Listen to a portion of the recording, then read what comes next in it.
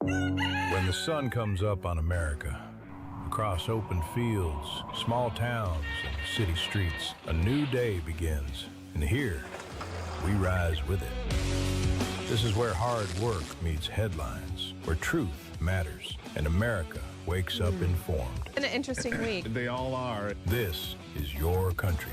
This is your morning. This is Daybreak with Steve and Ivy Gruber. America, let's do it together. Love you, Ivy. Love you too. And it starts right now. All right, welcome to it as we kick off another brand new day here at the program. Greatly appreciate you being here, fighting for you from the foxhole of freedom in the relentless pursuit of truth. Three big things this hour. Number one, the Clarity Act. Moving closer to reality and will likely transform the way we do business in the world. It could also send cryptocurrencies soaring into all new territory and all new highs, creating new crypto millionaires. Number two, J.D. Vance warning all 50 states to crack down on Medicaid fraud immediately or face getting federal cuts. It came during a press conference where he revealed billions more in fraud. And where? California. And number three, Donald Trump is in China for the first time since 2017. And China's literally rolling out the red carpet. Literally. Hundreds of chanting children waving U.S. and Chinese flags greeted President Trump and his entourage yesterday. And that entourage includes Elon Musk, Apple boss Tim Cook, his son Eric, and even Marco Rubio, who previously had been sanctioned by China after he called out that nation for its human rights violations back in 2020. We're watching a state dinner. We'll take you there live for a little look as it happens today. American flags even lined the highway that President Trump and his motorcade used to get to their hotel. America is coming from a position of strength, and it's clearer than ever. Interior Secretary Doug Burgum says our strength comes in part from our energy independence. Listen to this. Well, yeah, he buys 80% of Iran's oil, and China is the most energy-dependent country in the world, just the opposite of the U.S., which is the most energy-dominant country in the world. China importing 11.5 million barrels of oil a day just to keep their economy going, and their strategic stockpile is dwindling, and their economy is faltering. They're super dependent on imported energy, and China also imports calories every day. They don't raise enough food to feed everybody in that country. So President Trump is going in we've got energy security and food security in America. China has neither of those things. He's in a great position in these negotiations. So with the president, we'll see how that plays out. Now, this year, we've seen record levels of energy production here in the United States. And although we might not be feeling the relief today, it's an investment in the future that China simply cannot match. Trump has a hefty to-do list for this week. Stabilize trade with China, reduce the U.S. trade deficit, and seek cooperation from China on the war in Iran and on stopping the flow of fentanyl to this country. It is a tall order, but if anyone can do it, I believe it'll be the master negotiator who can do the art of the deal. Of course, Democrats are throwing a hissy fit over the trip. Senator Chuck Schumer, where did Chuck go? But here he is. There's an old saying that only Nixon could go to China, but soon they'll say only Trump could sell out to China. Donald Trump wants a deal with China so badly, he could sell out on American manufacturing. He could sell out on chips. He could sell out on Taiwan, which produces many of these chips. He could sell out on AI and on any number of grave issues. And Chuck Schumer could sell out to the far-left extremists in his party. Oh, wait, he's already done that. That's big talk from one of Joe Biden's biggest supporters, by the way. I don't remember Chuck having any problems with the fact that Hunter Biden served on the board of a Chinese private equity firm that had ties to the CCP and made millions from a Chinese energy firm linked to the CCP. I don't remember Chuck complaining about Biden pandering to the Chinese when he ended a DOJ program that targeted Chinese espionage and intellectual property theft, all in the name of racism. But Chuck and his cronies sure have a lot to say now about a trip that is aimed at securing American interests and priorities. Trump, of course, not fazed by the critics. He says he only sees a lot of good things on the horizon. Here's the president. President, what is your message to President Xi as it relates to the Iran war? Well, I think, number one, we're going to have a long talk about it. I think he's been relatively good, to be honest with you. You look at the blockade, no problems. They get a lot of their oil from that area. We've had no problem, and he's been a friend of mine. He's been somebody that we get along with. And I think you're going to see that good things are going to happen. This is going to be a very exciting trip. A lot of good things are going to happen.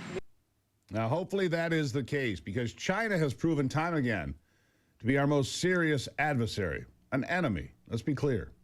Just this week, the mayor of Acadia, California, has resigned after pleading guilty to being a CCP spy, a Chinese spy. Eileen Wang worked with her co-conspirators to shovel out Chinese propaganda to residents in her city on behalf of the Chinese Communist Party, who was giving Wang and her friends explicit directives to do exactly that. You see, China never stops working to infiltrate and influence and undermine our nation. They never stop. Senator Ron Johnson says it's no surprise to anyone who takes China's threat to us seriously. Here's the senator. What do you want the American public to know about what we have found out here? Well, Sandra, the American public ought to read Sun Tzu's Art of War, because it's exactly the kind of warfare that China conducts across the board. They're long-term thinkers. They have pervasively invaded America with the investments into our university system. They have, plundered America to the tune of probably trillions of dollars of our intellectual property, helped build up their economy. They just don't fight fair. And this is one example of that as well. So, no, we need to be on guard. I wish China was a friendly, competitive, economic rival, but they're an unfriendly adversary. They want to replace us, which would be very bad for the world. All is fair in love and war, and trust me, the Chinese believe they are at war with us. Many Republican leaders, like Senator Marsha Blackburn, says that the CCP is always looking to stick its finger into every facet of American life, and we can never let our guard down. Listen to this.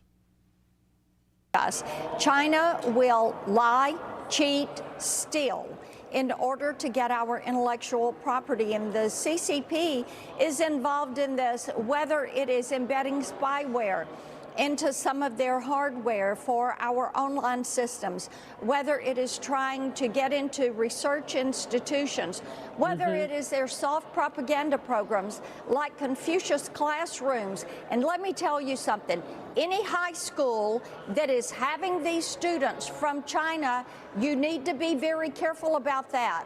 You need to watch out who is coming in. These colleges that still have Confucius institutes, think about what you're doing. These cities that still have sister city programs with these cities in China. Harris, what they're doing is opening the door for this soft propaganda. And bear in mind, the Chinese Communist Party is directing every bit of this. Of course they are. Like I have said before, I don't like 700,000 Chinese students on U.S. soil, and they don't have to be here to wreak havoc on American lives. China's cooking up something far more sinister under the waves. Communist China and Russia targeting our undersea cables, the fragile nervous system carrying 99% of global internet traffic, and a staggering $10 trillion in daily financial transactions. Think about that. One coordinated strike and they could crash the internet, freeze banking, wreck energy markets, and blind our military. That's not science fiction. That's hybrid warfare, gray zone sabotage with anchors and fancy cable cutting tech Beijing has already tested at 3,500 meters beneath the surface. Let that marinate for a moment while we take a break. We'll be watching that state dinner in China as well. We'll get some live pictures. In fact, there's President Trump sitting down now in China. We'll be right back.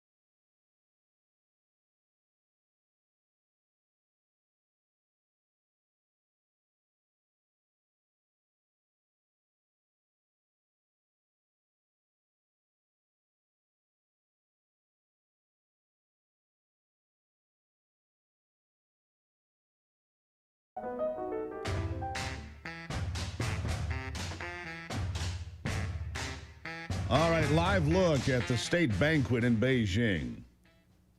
The president has been seated. The dictator was there a moment ago. His chair is empty at the moment. Not sure. Maybe he needed the restroom. Meanwhile, Taiwan has already seen dozens of these incidents attacking underwater cables. Let's get back to that because Chinese vessels conveniently accidentally slicing cables and cutting them off for months. Accidentally, of course. An expert testified at a Senate hearing last week on this issue and said these cable accidents are definitely deliberate sabotage. Here's what he said. No chance in a lot of these cases that these are just, quote unquote, just accidents. Dragging an anchor for 1 nautical mile because you've lost steerage, that's possible. Dragging it at full speed through the Gulf of Finland for 200 nautical miles, severing cables and pipelines along the way, that is not normal action, and that is not what we should be accepting. Yeah, not an accident. Taiwan and the U.S. have been able to apprehend these criminals on an occasion or two, and when they have, it's been very clear that these vessels are not just innocent cargo ships. Listen to this example.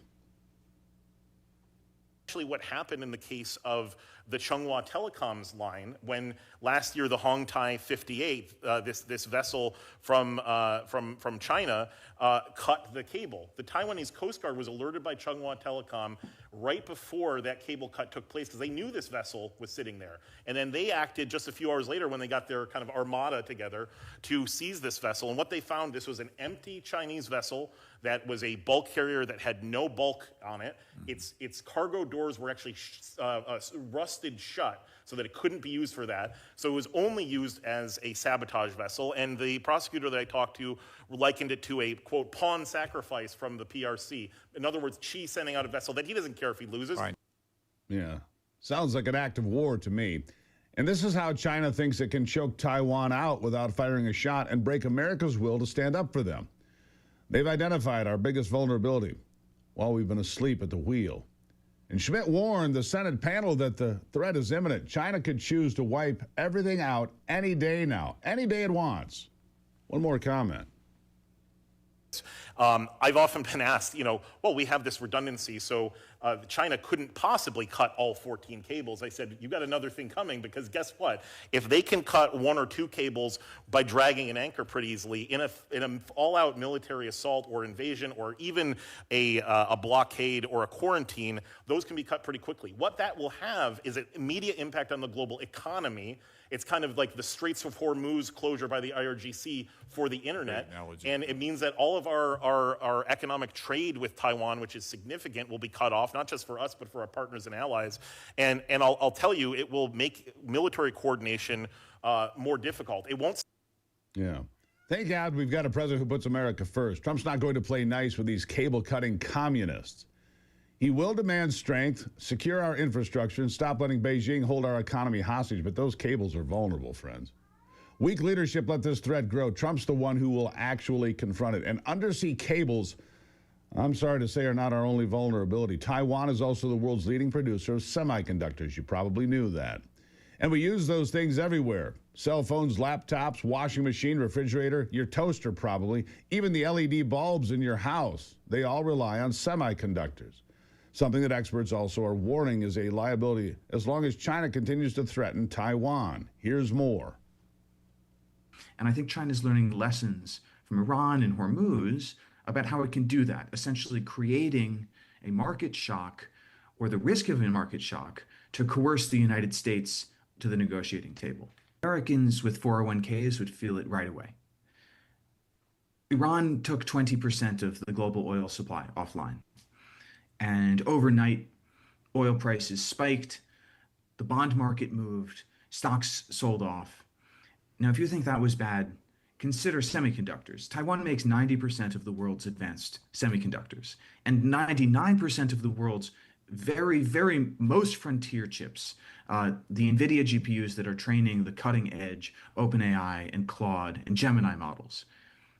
Now, there isn't a strategic reserve. When Iran blockaded Hormuz, the United States, Japan, allied countries have strategic stockpiles of oil that they can release to soothe the effect on the price. But there's no equivalent for. Yeah, no equivalent for semiconductors. One move by Xi and global tech collapses. And that's not hype. That's the leverage Beijing has been building while we sleep. We've seen their playbooks, spies in our cities, propaganda machines in California towns, sabotage crews slicing undersea cables that carry $10 trillion in daily transactions. Weak Biden leadership, complete with Hunter's sweetheart deals and gutting counter-espionage programs, let the danger grow exponentially. But now, President Trump is in China, meeting Xi as we speak, from a position of real strength. He's there to cut better trade deals, slash the deficit, stop the fentanyl, and protect American interests. No more pandering, no more weakness. Thank God we finally have a leader that can go there and stand up for America first. The master negotiator back at the table, and patriots everywhere should be hopeful for the future. Let's take a quick look now. President Trump at this state banquet in Beijing at this hour. I don't think the man ever sleeps, to be honest with you. It has been quite a fanfare. Look, let's be clear about this. They literally rolled out the red carpet. They don't do that. Well, they don't do that for just about anyone. They did it for President Trump. Remember Barack Obama? He had to get off the back of the plane when he went to China because they didn't even put the stairs up to Air Force One. This is totally different. Totally different reception. Totally different attitude. But do I trust the Chinese? Absolutely not. Absolutely not. We're going to keep this up live for you. This segment proudly sponsored by PuroClean's Veterans Initiative. PuroVet. Veterans can find purpose in property restoration and ownership of a company. We salute those who serve. 855-PuroVet or purovet.com to find out more. If you're a veteran or know somebody who is, this is a great program. Get to the front of the line, and you can have your own company. You get to the front of the line, purovet.com. All right. We'll keep an eye on that live feed from Beijing as it continues. President Trump there in attendance. The dictator is there as well. Dictator Xi. He's not a president, by the way. He was never elected to anything. That's why we call him a dictator. And there it is, folks. We'll be right back.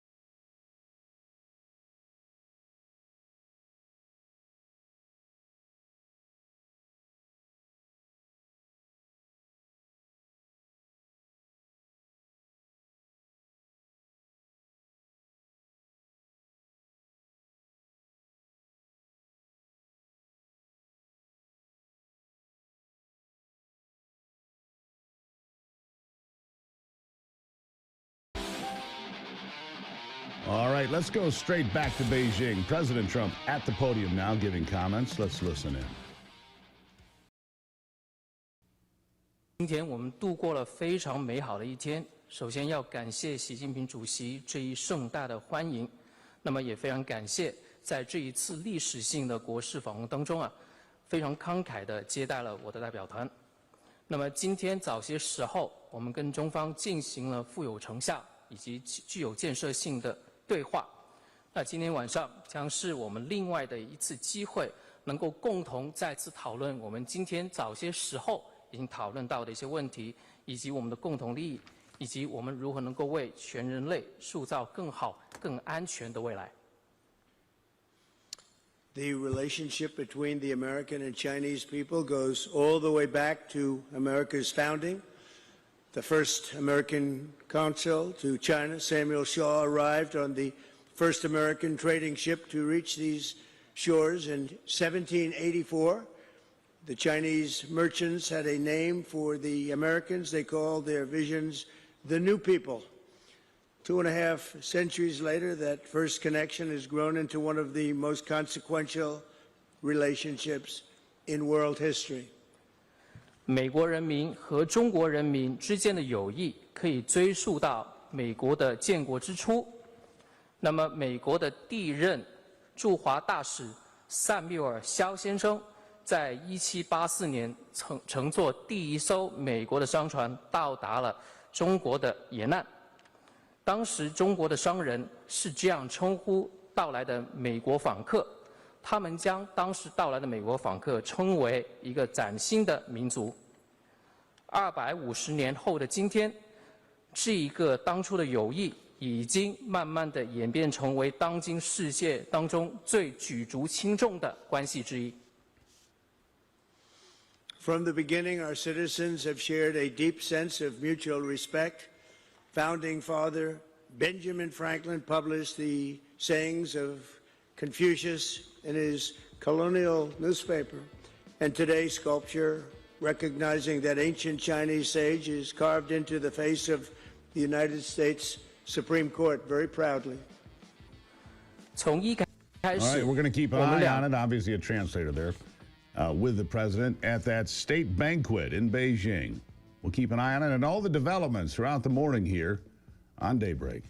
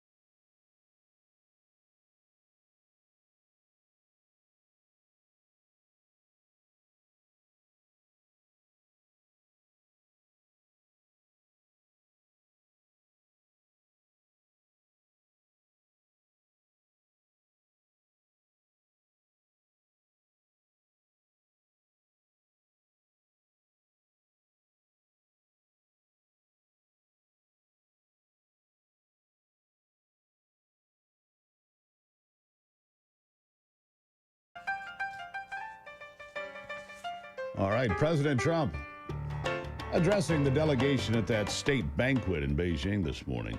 Very cordial tone, by the way.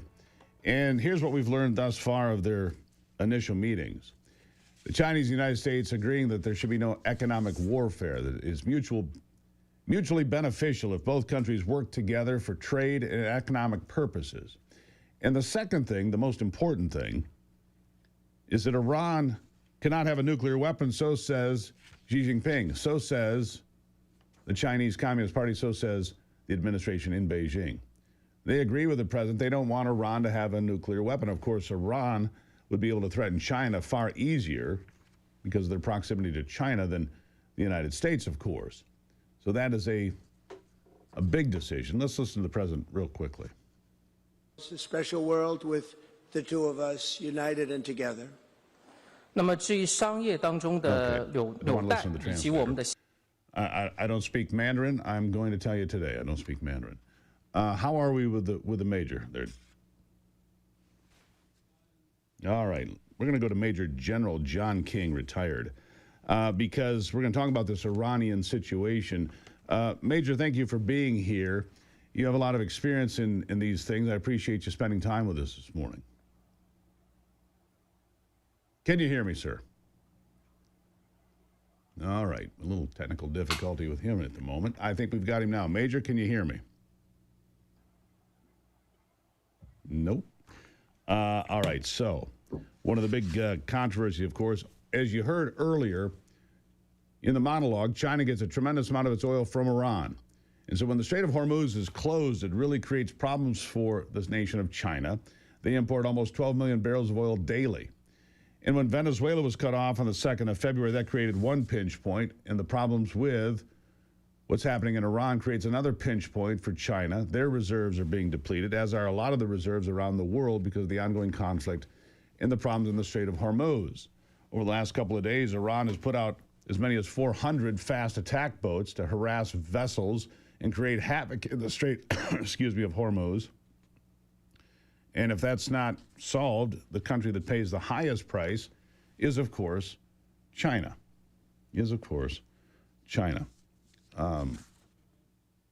Major, are you there now? Good morning, sir. Can you hear me?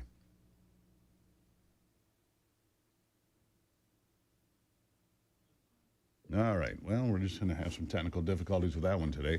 I guess that's the way it works some mornings, right? Here's President Trump giving a toast to the Chinese. Let's listen to that real quick.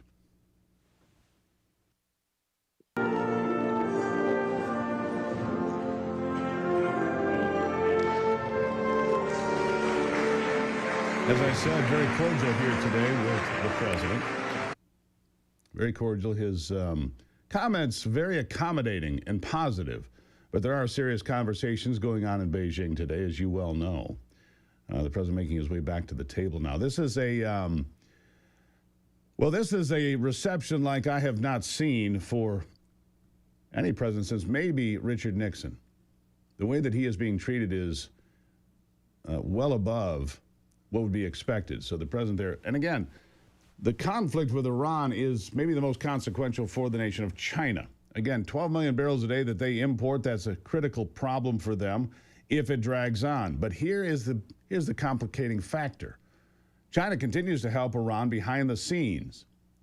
It seems counterproductive, doesn't seem to make a lot of sense, but they have helped the Iranians behind the scenes for years. Well, if we can come to an agreement where China says we're not going to do that anymore, and that's a very big if we can get to a point where China says we're not going to do that anymore, it could mean a change for what's happening in Beijing and in Tehran. So we'll keep an eye on that. Having trouble getting the major on, so we'll keep an eye on everything happening. But the ceasefire is going to hold for a couple more days, despite the fast attack boats and so forth, which, as I sit here and watch that play out, it would seem to me that we have the technology to take out these boats, but so far, they've been swarming ships for about 2 days, creating havoc in the Strait of Hormuz and problems for everyone. And as long as that continues to play out, the price of oil is going to remain high. It's at $100 a barrel today. But again, I go back to the price of oil. $100 a barrel is not dictating $5 gas. It simply does not. And thus, the speculators believe that oil is going to 150. That's the only way that would make sense, if they believe that oil is going to go to 150. Gas around the country is an average of $4.55, according to AAA this morning. But oil's at $100 even a barrel. It does not calculate. Oil was $140 under Joe Biden.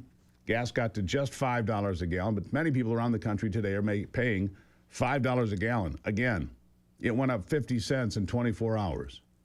It doesn't make sense to me. It probably doesn't make sense to you, because oil at $100 a barrel should put gas at 50 or 60 cents a gallon lower, maybe even less than that. But they're playing on the futures markets and trying to figure out where we go from here. So we'll keep an eye on all of that as we move forward. All right. Let's look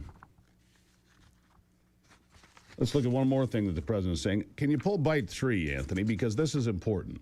This is what we're talking about when we talk about the economy moving forward. And here's the president saying, look, once we get the oil flowing again, once we make a deal with China on trade, and once we get the Clarity Act in place that will dictate crypto, and that's on Capitol Hill this week, this economy could really get white hot.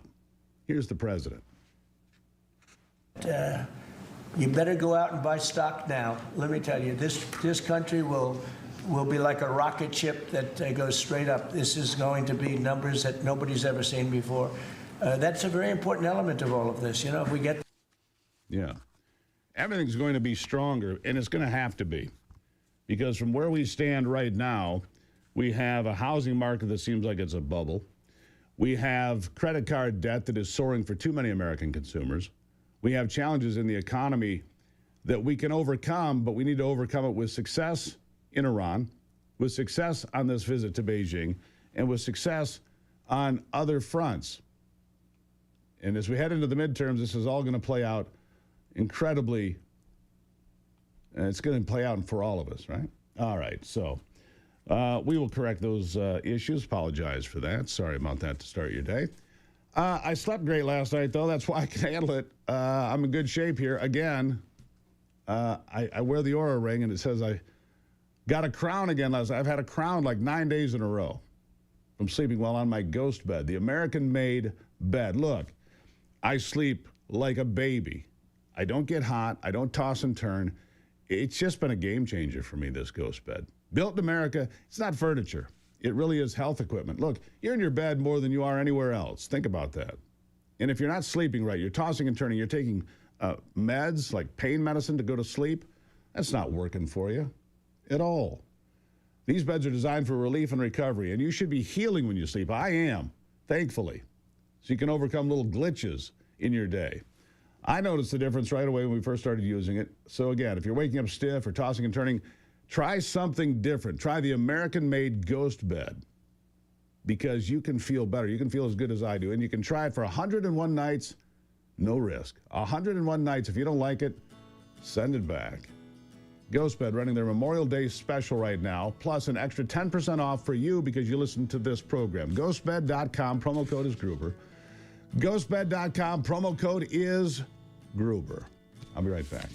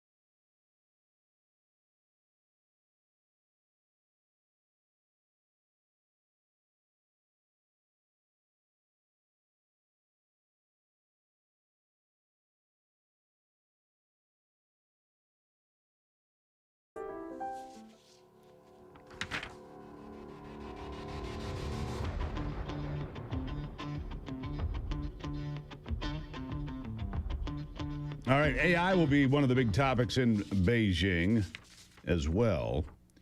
And the question about AI is where are we going and how are we getting there and how fast are we going into the darkness of things that we don't even know what the capabilities are. That's been a concern for me and for most of you for quite some time now. Plus, you see these data centers being put up at lightning speed.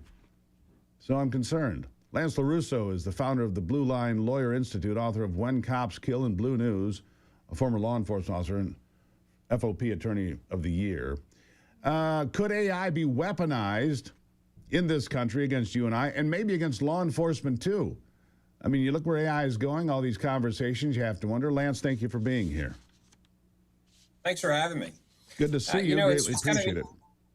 Yeah, I appreciate being back. It's kind of interesting. I attended a few years ago, I attended a law enforcement conference with a bunch of attorneys and law enforcement officers, and there was a lot of fear and concerns about the unknown of AI.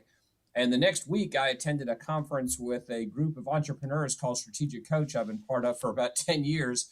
The first group was just about scared to death, and the next group could not be more excited.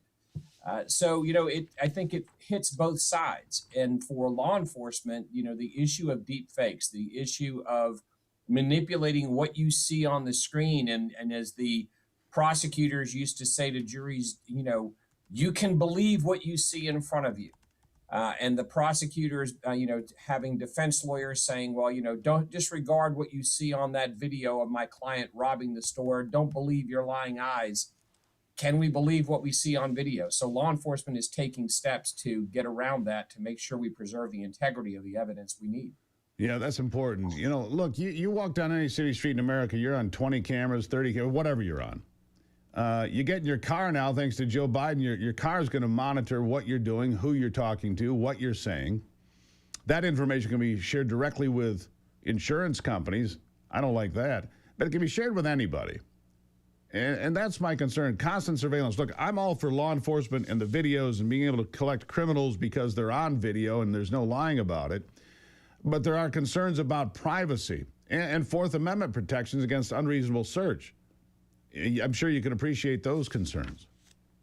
Oh, sure can. I mean, I think the irony, and you just have to think about it, the people who were singing about Big Brother in the 60s and 70s actually have devices in their houses that you can talk to and order things off Amazon. So the level that people are willing to accept has changed. I think that the guardrails, and I heard somebody explain like things like flock cameras or video cameras, or even the cameras that are in people's cars that are filming everyone around them. There's guardrails around that, and guardrails are meant to keep people safe. They're also meant to protect from dangers that even people may not understand. Some of the recognition and some of the privacy concerns are frankly kind of silly. We have people who are standing on the middle of a street corner saying, I don't want to be videotaped. Well, you're being videotaped and you're out in the public, and there's plenty of cases that said you have no expectation of privacy if you're walking down the street. Now, whether or not somebody can record a conversation that you're having privately, that gets into a different area. The biggest concern for me with law enforcement, I've represented about 191 officers involved in shootings. And there has to be some integrity when we're looking at body camera, we're looking at surveillance video, we're looking at video from a bystander across the street, to know that that video has not been manipulated. And in two ways. One, it's preserved for court and any type of intense analysis that's being done in any venue. But then also in the public realm, the public is entitled to transparency, but they're entitled to genuine transparency, not some sort of manipulated video that is being thrown around to try to stoke people up or say something bad about the officer. And way before this, in 2016, I was involved in a case where an officer was involved in a shooting, and we had to explain to the court in open court that there were methods, that there were versions of the video that had been manipulated that were available online. Yeah, always a concern. Let me ask you about this. Here's something that's come up on my radar here recently. Let me ask you how you feel about this. You've got LPRs, license plate readers, that the police have had in their cars for years now. Any car goes by, it quickly runs it through. If you got wants, warrants, whatever it could be, you can track a criminal real quickly. Now there's a discussion about AI license plates that will track cars wherever they go. And I think that, a lot of politicians, they see something like this, they get all misty-eyed thinking, what a wonderful thing. I don't think it's a wonderful thing. I don't need to be tracked if I go to the grocery store, or if it's a Sunday afternoon and I go to the local pub and have a beer. I don't think that's anybody's business. And yet that's the world we're heading into, full speed ahead, aren't we? Well, I mean, I don't know. I mean, I think it depends on how you look at it. If you look at how this has developed and the level of comfort people have had with it, nobody wanted to, and this is just writ large, nobody wanted to stop at toll booths on turnpikes to get a card and have the card stamped because it delayed them. So we started using tags for that. I know down in Jekyll Island, which is in Georgia, instead of stopping to get a tag or push a button, it'll use a card reader to know that you've paid. And we've extrapolated that to be tracking information based on tags. So on one hand, everybody wants law enforcement officers to be able to immediately find the lost child, the kidnapped child, the disabled adult with dementia who's driving around in circles somewhere in the Midwest and needs help. And on the other hand, people say, well, what are you doing with it? The question is, what do you do with the information when it's there? And I think there's been a lot of guardrails put in place to having the information just either erased or not used without certain permission. So the login information for law enforcement for that purpose has been restricted, and there has to be a law enforcement purpose in most jurisdictions in order to even access it. Well, so far, but I think the technology is going a lot faster than the law can keep up, Lance. I think a lot of people feel that way. The law, I mean, the technology is going so fast, and we see how the legislatures of the states and the federal government work slowly and painfully. Lance, good conversation, though. We're going to keep coming back to it because it's not changing. This is the road we're on, sir. Thank you. Thanks for having me. Always. Greatly appreciate it. Again, what do you think about all this AI, all these cameras, all of this surveillance of you 24 hours a day? Send me an email, stevegruber.com. I'll be right back.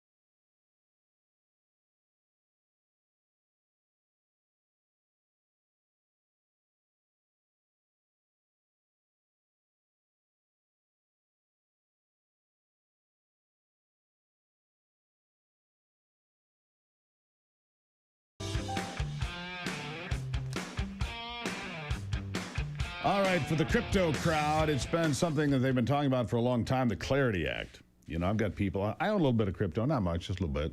Dabble, I guess, would be the best way to put it. And people are saying, people that know, saying that when the Clarity Act, which will define crypto, make it available for institutions and so forth, make it more mainstream banking, if you will, that the value of the crypto markets could go up by several $1 trillion because there'll be an influx of capital from big players. AARP yesterday endorsing this Clarity Act. So it's getting endorsements from the left and the right and all over the place. And it's going through the markups and so forth on Capitol Hill. But the value of crypto could go up several times. 8 times is a number that a lot of people are at. The value of the crypto markets, which means, where was Bitcoin? Was at like $80,000. If it goes up 8 times, it's at $640,000. There are even predictions, and look, I don't put any stock in this, but I tell you what the predictions are, that Bitcoin could go to $1 million a coin. That's, you know, and look, I dabble in it, but that's kind of frightening. Here's something that's worth, just say it's worth $100,000, and you have one. But do you really have it? No, it's in some nebulous computer somewhere. You don't actually physically have this asset. It's always a little unsettling, but the world is heading in that direction. You know, you've got your phone that can make payments with Apple Pay and other similar applications. You've got ways to go through and, you know, at some of these grocery stores, you can put your hand up. It'll screen your hand. That frightens me too, to be honest with you. But that's the world we're living in, and that's where it's going. And if crypto goes up 8 times, well, I wouldn't be disappointed, I'll tell you that. I'd be kind of thrilled with that. Even though I don't have much, it'd be worth 8 times more, whatever I do have, right? And same with you. Do you dabble in crypto? Do you think it's a frightening thing? What do you think about cryptocurrencies? The Clarity Act is coming. It's going to make its way through because it has support from the left and the right. And that's going to put in the rules and the guidelines. Tell me what you think. Go to stevegruber.com, stevegruber.com. Send me an email. I'm really curious what you think about this, where you live, what you think it's going to be like in 5 years or 10. All right? We'll take a break. We'll keep watching what's happening in Beijing with the president and everything else. We'll be right back.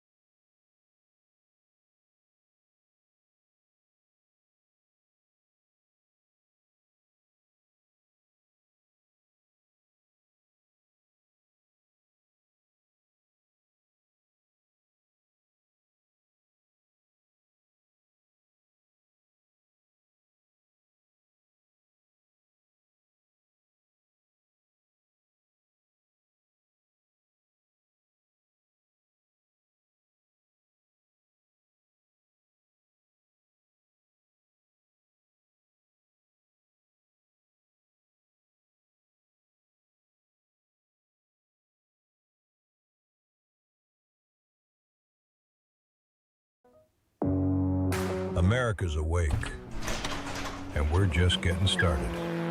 The headlines that matter, the stories they won't tell you, and the voices fighting to be heard.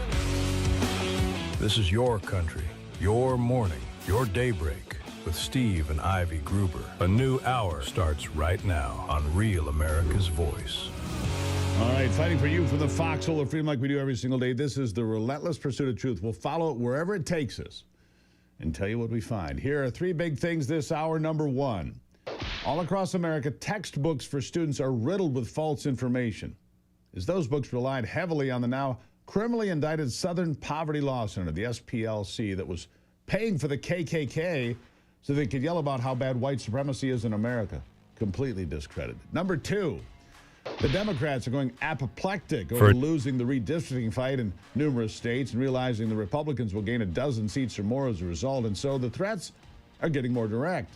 And number three, testimony on Capitol Hill Wednesday revealed what we have all known for a long time, but it's being confirmed every day. Anthony Fauci was maybe the most influential voice that lied to the American people and the world about COVID, where it came from, and the COVID vaccine's efficacy, too. A whistleblower took the time to outline the scheme, but it was only to Republicans. Not a single Democrat showed up to hear what he had to say. Can you imagine? Democrats don't even care that you were lied to during COVID. A career CIA officer, COVID whistleblower, listen to what he said. Public health policy would have been very different had the American public been made aware that a virus from a lab in China was going to serve as the foundation for an emergency use authorization mRNA products being mandated by the former administration.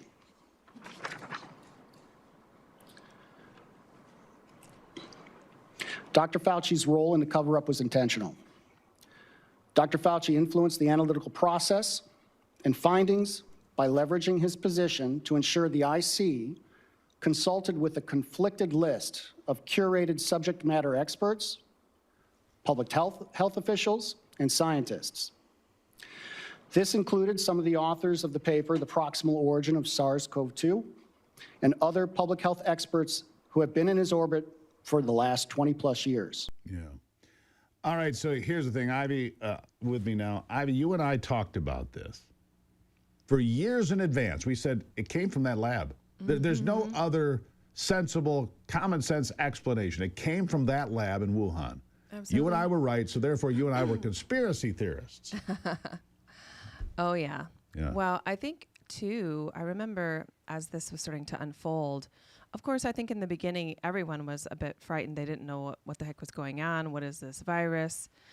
And so we just dove into research. And I remember reading about a year or two before Anthony Fauci put out a paper that there was going to be an upcoming pandemic that will change the world.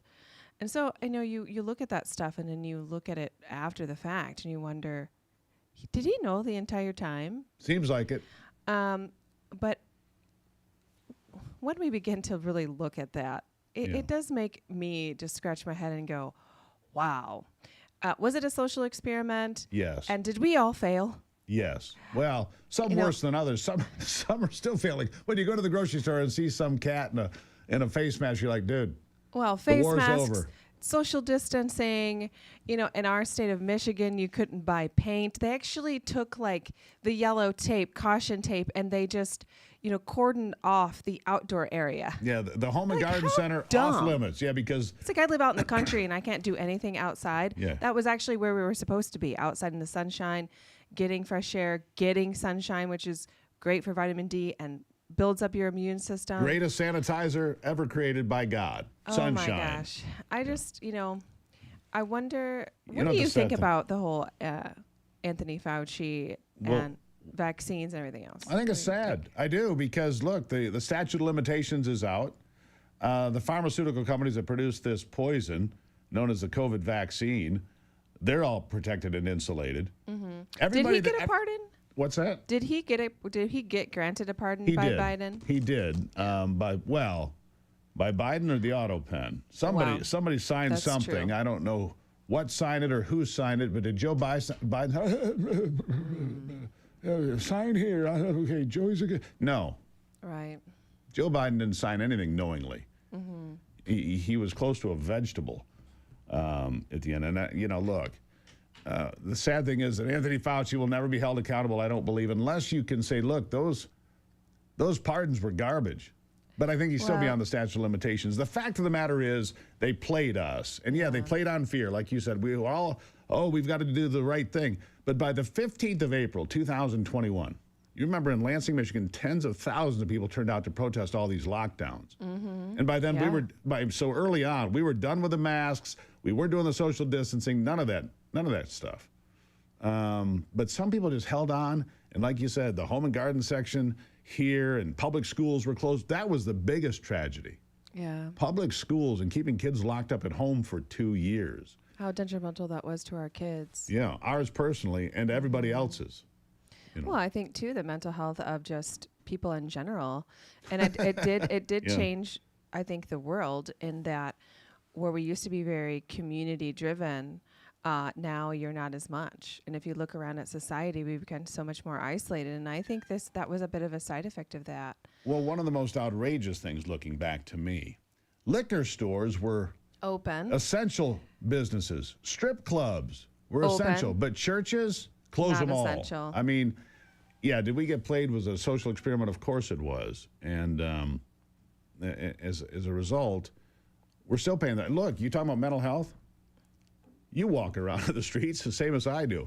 We're still paying the price for that. People just lost it. And as it goes sometimes I in still this see world. people in their car with their mask on, 2 masks Today. on, and their gloves, and it's like, oh my goodness, you're in your car by yourself. They still haven't come back from the abyss. Well, before we run out of time, I do want go to ahead. talk about quickly the summit that's going on, and Trump and President Xi this morning giving some remarks. And one of the things that I found interesting, President Xi actually said, achieving the great rejuvenation of the Chinese nation and making America great again can go hand in hand.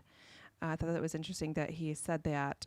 I know he is very, of course, concerned about tariffs with the trade war with them, and I know that President Trump is really wanting China to help with Iran. I know that they have a lot of influence. Well, they said there. Iran cannot have a nuclear weapon. And Said that they today. agreed. They agreed. Yeah, they agreed with that. Yeah, that's They good. agreed. But I got to say this, Ivy. When he says the great rejuvenation of China and make America great again can go hand in hand, he doesn't mean any of it.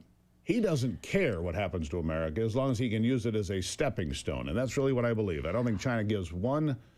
I do agree with that, but I also do believe that without the American economy and the goods that Americans buy from China, It can't work. that would be completely devastating to the Chinese economy. And I know that he realizes that.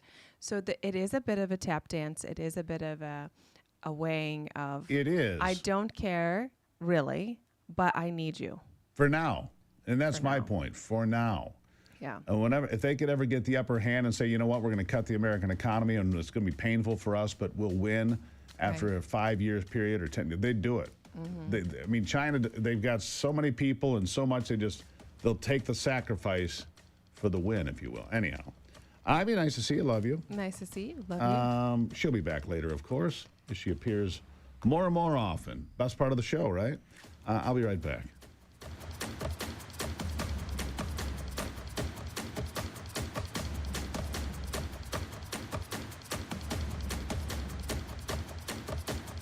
We're always upgrading phones.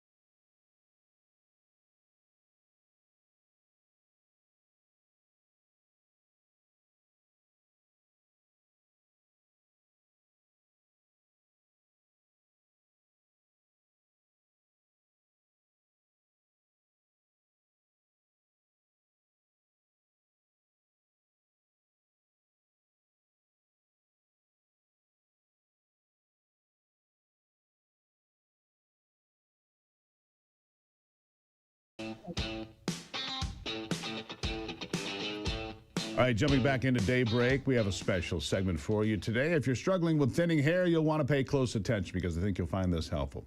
Special guest with me today, Miss Laura Volpe. Ms. Volpe is a hair loss expert and trichologist, and she's going to share a simple, natural way we can get more volume out of that struggle with fine, limp hair. The product will promote thicker and fuller hair. Laura, nice to be here. Yes, thank you for having me. Yes, absolutely. So you've partnered with a company, Purance, who specializes in natural hair care. Tell me about it. Absolutely, that's right. I partnered with Purance for two very simple reasons. One is that they use natural and organic ingredients that are backed by science and proven to work. It's really important to understand that in today's day and age, the consumer is becoming more aware of ingredients. So I love the fact that there are no harsh chemicals like you find in most skincare and hair care products. We're talking about ingredients like parabens, silicone, sulfates. So this makes Purance a really great option for women with sensitive and mature skin and for those who want cleaner ingredients in their product. And the second reason I partnered with them is because of their revolutionary 3-phase hair growth support system, which I love because it really simplifies how we achieve that plump, fuller looking hair in a more intentional way. So tell me about it. It's called HydroLift shampoo. Is it easy? Is it complicated? How does it work? Yeah, so Purance has an amazing shampoo called the HydroLift shampoo. And what makes this truly amazing is that 3-phase hair growth support system that I just mentioned. And this is really important because inside my hair loss clinic, I can help a lot of women get hair growth protocols, but nothing is really designed to plump, lift, and give volume to finer hair the way that the Purance HydroLift shampoo does. So let me break down how this works. The first phase is that root revival system. This phase dissolves the buildup in and around the follicles, that waxy buildup that can suffocate your follicles and stunt growth. This ingredient that makes it work so incredibly well is called cocoa glucoside, and this will allow your follicles to breathe again. That second phase is the hair thickening matrix. Now, this phase uses an ingredient called the hydrolyzed wheat protein, and what this does is it attaches to those weak miniaturized hairs, and it strengthens your hair from within. This is how you're going to get that lift, that plump, and that volume over time. And that third phase is the protective essence shield. And this phase is all about protecting your hair from environmental stressors.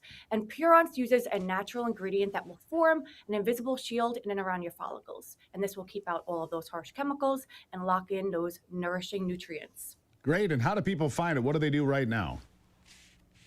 They can head on over to Purance.com. And they can shop Purance, and they can, for a limited time, your viewers can get 35% off their order by entering discount code early Daybreak on the checkout page. Daybreak, sorry. That's and if all you right. love that Purance cares about the ingredients, they're going to use, like they would any other shampoo, 1 to 2 minutes, leaving it in to get that lift and that plump. Keep in mind that Purance offers a 365-day back guarantee. So if for any reason you're unhappy with the products, they will refund your entire order. There you go, Laura. Well done. Thank you very much. Yeah, we changed it up on you. It's Daybreak now. Surprise. Yes, Daybreak. No, I'm sorry. Okay. That was my, That's thank okay. you. Daybreak. Greatly appreciate it. Thank you. Yep. Nice to see you again. By the way, it's Purance.com. The discount code is Daybreak. Get 35% off HydroLift shampoo today. It is a product that people seem to like quite a bit. All right. I want to shift gears now. I was telling you about this at the top of the hour. The Southern Poverty Law Center has been completely discredited, indicted for committing crimes and directing money in places it shouldn't go, and for paying the Ku Klux Klan to go be the Ku Klux Klan, for example, so that they could then yell about white supremacy and racism and all that, right? Well, here's the problem with the Southern Poverty Law Center. For too many lefties, they've been a resource for years, including in your kids' and grandkids' textbooks at school. It's pretty frightening. Listen to this. Good afternoon. My name is Rosalind Hansen. As you might recall or know, recently the Southern Poverty Law Center, or SPLC, was federally indicted based on evidence that they funneled nearly $3 million of donor money to pay actual KKK and neo-Nazi operatives, the same groups they claim to fight. Now, you're probably wondering what this has to do with curriculum. Well, the SPLC's Learning for Justice social justice standards are baked into our own social studies curriculum. MCPS has proudly championed it, and the SPLC even features us online bragging about how we are using their curriculum to re-educate white students so they could have the right historical knowledge. Educating kids a certain way based on their skin color seems pretty racist to me, but that makes sense now that we know that SPLC has literally been paying Klansmen. If an organization is willing to pay millions to manufacture the hate it's supposedly against, what's its curriculum designed to do? The truth is we've been catfished. Our classrooms have been hijacked by a nonprofit that lists Aryan Nation members as extremists while secretly funding them. Yeah, while currently funding Aryan nations. Patriot Front. Remember these clowns? You'd see them on video. They'd all show up, and they'd have, like, these masks on, and they're all in these uniforms. Bought and paid for, delivered to your neighborhood by the SPLC and maybe even government agencies. And it's all this performative nonsense to suggest that somehow there's a white supremacist hiding behind every tree. Give me a break. My family's mixed. I don't care about any of this stuff. You know, I'm like the only one or two white guys on Ivy's side of the family. I don't care. You can call me names. Oh, you're a conservative. You're a white. It's garbage. That label does not stick to me, or to most people for that matter.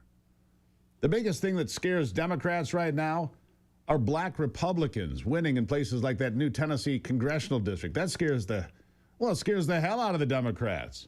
It should. Because all these lifelong Democrats that happen to be black are going to say, wait a second, I don't have to be a Democrat? No. No, you don't. And when you see all this crazy behavior and open borders and boys and girls sports and all of this nonsense, you can say, well, there's an alternative, a sensible one, a common sense one. And the SPLC, I hope they get what's coming to them. That's for sure. I'll be right back.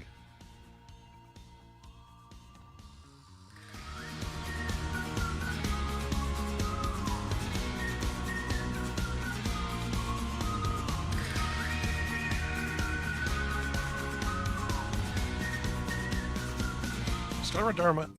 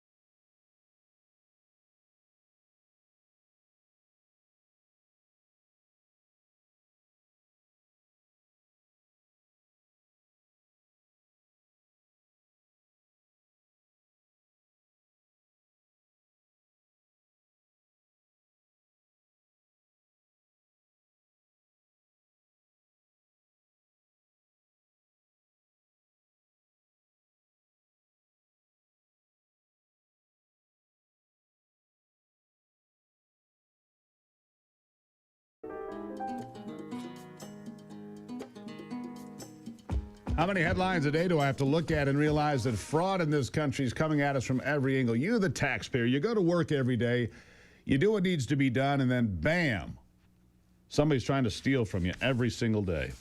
Here's one. ICE drops uncontrolled fraud bombshell involving thousands of foreign students and phantom employees. That's from your friends at ICE, right? It is. So there's one of them. Here's another one. J.D. Vance, you might have seen this yesterday. He came out. He's the fraud czar now, and he's finding lots of it. Can you imagine? Minnesota might be the poster child, but it's a small state. Wait till you start digging into the big states and find out how much fraud that they've been involved with over the years, right? And there's going to be lots of it. There's no question about that. Lots of it to be found. He says, by the way, does J.D. Vance, states that fail to crack down on Medicaid fraud are going to get cut off from federal funding. It's about time. It is about time. If they're allowing fraud to occur and they're not doing anything about it, shut it down. Just shut it down.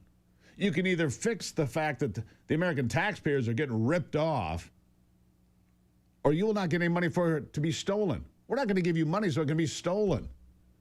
Pretty common sense stuff here. Of course, Democrats are going to be, They're being mean to people. They're going to cut off people and they can't get their food stamps. Stop it. They're not getting their food stamps anyway because that money's being shipped back to Somalia or wherever. So just stop it. We're a little worn out with all this gnashing of teeth and wringing of hands. I mean, I am. How about you? If they're just giving the money away to fraudsters, we're not taking money away from anybody, are we? The answer is no. By the way, how about a bright spot? It was 44 degrees yesterday morning. It's cold again this morning. Great morning for a muskox flannel. Best flannel shirt you're ever going to own. It's a great jacket for spring, too. You can use this thing all sorts of ways. It's heavy. It's rugged. It's an American company. It's muskox flannel. We love it here in Gruber Nation. We do.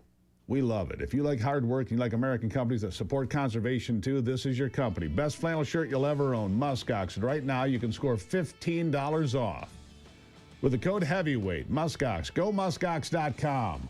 Go muskox.com. Promo code is HEAVYWEIGHT. You'll send me a thank you note. It's an investment, I realize, and it's a good one.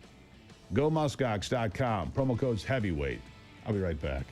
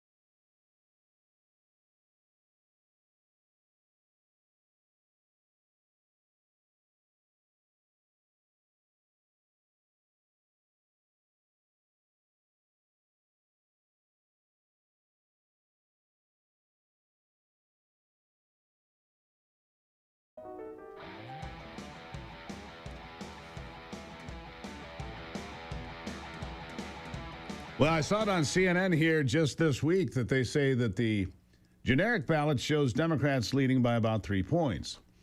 The problem is that's not enough, especially with redistricting wins for the Republicans in Florida, Texas, Tennessee.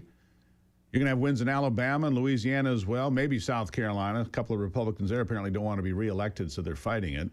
They'll get tossed. You watch. They will get tossed. And then, of course, Virginia, they spent $70 million to get shut down by the Virginia Supreme Court. And now the Democrats, with their hair on fire, say, well, we'll just get rid of all those people. We'll pack the Supreme Court. Because if they can't win legally and they can't even rig the courts, then they'll rig the courts permanently. Ali Triolo is here, RNC Director of Election Integrity. Ali, nice to see you this morning. Hey, good morning. Thank you so much for having me, Steve. Great to have you. Look, the Democrats, by any means necessary, but here's the problem for the Democrats. They have gerrymandered this country for years. You look at the maps in New England, there's not a single Republican there. You look at the maps in Illinois, it's 14-3. In California, it's grossly out of balance as well. And so the Republicans are like, if you want to play that game, we can play now. And suddenly the Democrats are getting beat at their own game. And, man, they are outraged at losing at their own game, aren't they?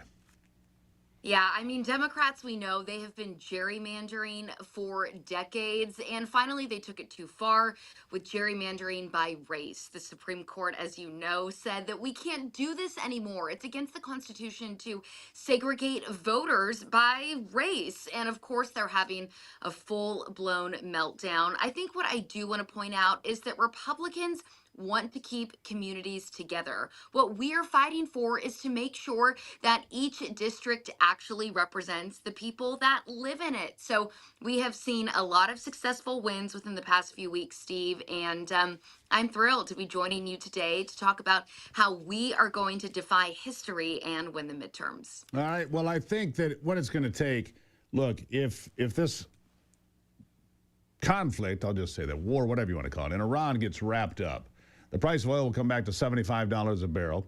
Gasoline will come back down. If there's a rate cut with Kevin Warsh, who was confirmed yesterday as the new Fed chair, that will put this economy on a path to real success long term. If that happens, the Republicans are in great shape. If it lingers longer, well, it might not do as well, but we'll see. But the fact of the matter is, by balancing the scales with Texas and Florida and these other states, it puts the Democrats up against it. They have to have about a 5 or 6 point lead in the generic ballot to have a chance of taking back the House, don't they? Yeah, and Democrats are rudderless. You're talking about policy. That is the bread and butter of the Republican Party. We've already passed the largest tax cuts in American history. People are still feeling the benefits of that. I just got my tax return and was thrilled to see such a large number compared to when Biden was our president. We also are setting up generational wealth. President Trump creating the Trump accounts for newborn children. We have a president that is strong and decisive, combating terrorism, securing our border, and making sure that communities are safe. These are all tangible policy wins that we can point to. Speaker Mike Johnson came out yesterday and said that Republicans have continued to deliver on the promises made. We're keeping those promises, and we still have more legislation and more wins to go. Gas prices will come down. President Trump has been very clear. Just a little bit of rising in the gas prices were needed in order to stop terrorists from blowing up our world. I think that's a pretty fair trade. So I just want to say that here at the RNC, as we prepare for these midterm elections, we are fighting tooth and nail in court to make sure that the ballot box is secure. We also have started our initial push for our ground game. We have a multi-million-dollar investment in 17 states to make sure that there are boots on the ground to make sure the ballot box is secure, that we're mobilizing our voters, that we have Republican poll watchers and observers. This is going to be a key component as well to winning the midterms. Yeah, and you look at some of the candidates they're putting up. Abdul El Sayed looks like he's going to get the nomination to be the Democrat candidate for Michigan, an openly anti-Semitic, anti-American candidate. You've got a guy in Maine, Graham Plattner, who sported an actual Nazi tattoo for 20 years. Oh, I didn't know what it was. Come on. You didn't know what it was? A Nazi tattoo for 20 years. And he is the candidate for Maine. I think Susan Collins wins by 10. I think that the Republican wins in Michigan by 2 or 3 for the first time in a long time. There'll be a Republican senator from Michigan. And look, Republicans have been guilty of this in the past, finding the worst candidates possible. Well, apparently it's the Democrats' turn, because here they are putting up terrible candidates. And it will result in Republican wins, I believe. Last word to you. All I want to say is people in America want a safe nation, a secure nation, and a place that they can afford. If Democrats are putting up people that wear Nazi tattoos or anti Semitics and really hate our nation, that is not how we are going to continue to see America prosper. So, as far as I'm concerned, Republicans are in a great position to win the midterms. And we know that America takes protecting. And that is why it is key to make sure President Trump is not only a 2-year president, but a 4-year president by keeping Congress red. Thank you so much, Steve. Allie, thank you for being here. Greatly appreciate it. Always nice to see you. We'll see you again soon. Thank you. Take care, my friend. Thank you. Well, you use AI. We all do. You stream videos. You store everything in the cloud. But what if the digital world is transforming rural America? What if most people have no idea what's really coming? Next Monday on Forgotten America, the podcast, Ivy and I will sit down with an environmental health specialist and former Air Force bioenvironmental engineer, Kristen Megan Kelly. You saw her here talking about chemtrails. Well, she's got a lot more to talk about. She's going to expose the hidden side of the AI boom, massive data centers, exploding energy demand, water usage. One in Georgia used millions of gallons of water, impacting the local environment. And I want you to have a preview, okay? Listen. Pause me for questions because this is the biggest issue with data centers. Okay. But when I look at risk, when I'm assessing a hazard, I have to kind of triage it. And to me, the most hazardous aspect of these AI data centers and solar farms is the tonal noise. So when you think of noise, noise is just unwanted sound. And I've gone to enough of these meetings with Microsoft or even just the companies that are pushing the solar farms. And they all have the same very gaslighting rhetoric of beyond the fence, it's only 55. I'm sure you've heard of the term dB or decibels, right? When you're talking about hazardous noise. Here's the thing. When we are talking about exposure data to noise, the unwanted sound, you think of like loudspeakers or industrial equipment, right? Sure. Anything over 85 dBA, A is a certain frequency of measurement of decibels. All of the hazardous noise is measured into how the human body hears it. But tonal noise is low-level frequency noise that is only caught on different wavelengths called dBc and dBz. So to give an analogy, it's like you're in a very, very bright room and I put on sunglasses. Now we're analyzing that light through dBA. But when I take off the glasses and my eyes are burning, that's the unfiltered. Yeah. It's a conversation you do not want to miss. We dig deep into this. The data centers, the spyware, the surveillance, all of it. And you can find it for free. Just search Steve Gruber on YouTube. Go to the Forgotten America podcast. It drops Monday, like I said. They do every Monday morning at 9 a.m. It's free to subscribe, so become a subscriber for free today and catch this conversation. Again, she's also an expert on chemtrails. We're going to have her on for that topic again soon as well. So you want to get in, be a subscriber. Do that today at Steve Gruber on YouTube. All right, I'll be right back.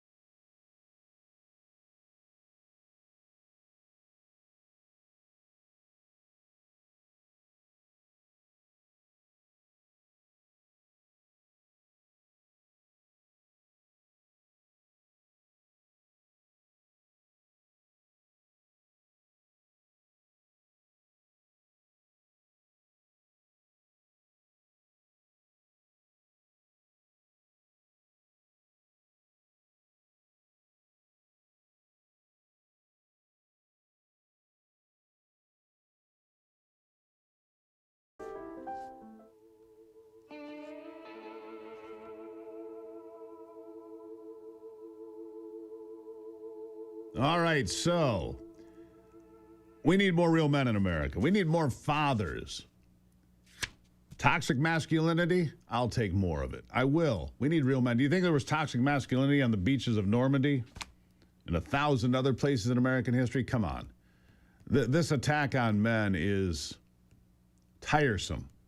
And I'm declaring a war back to put men back where they belong. Jeffrey Tucker, founder and president of the Brownstone Institute, the author of many thousands of articles in 10 books in 5 languages, including Liberty or Lockdown. He writes a daily column on economics for the Epoch Times. He joins me now. Sir, nice to see you. It's good to be here. Thank you.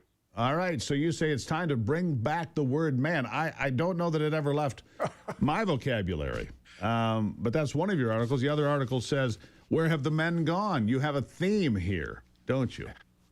Yeah, it seems like I do have a theme. That wasn't it wasn't by design, but one day I wrote about the problem of the labor markets and men, where you have something like a third of all working age men between 16 and 65 seems to have vanished from the workforce.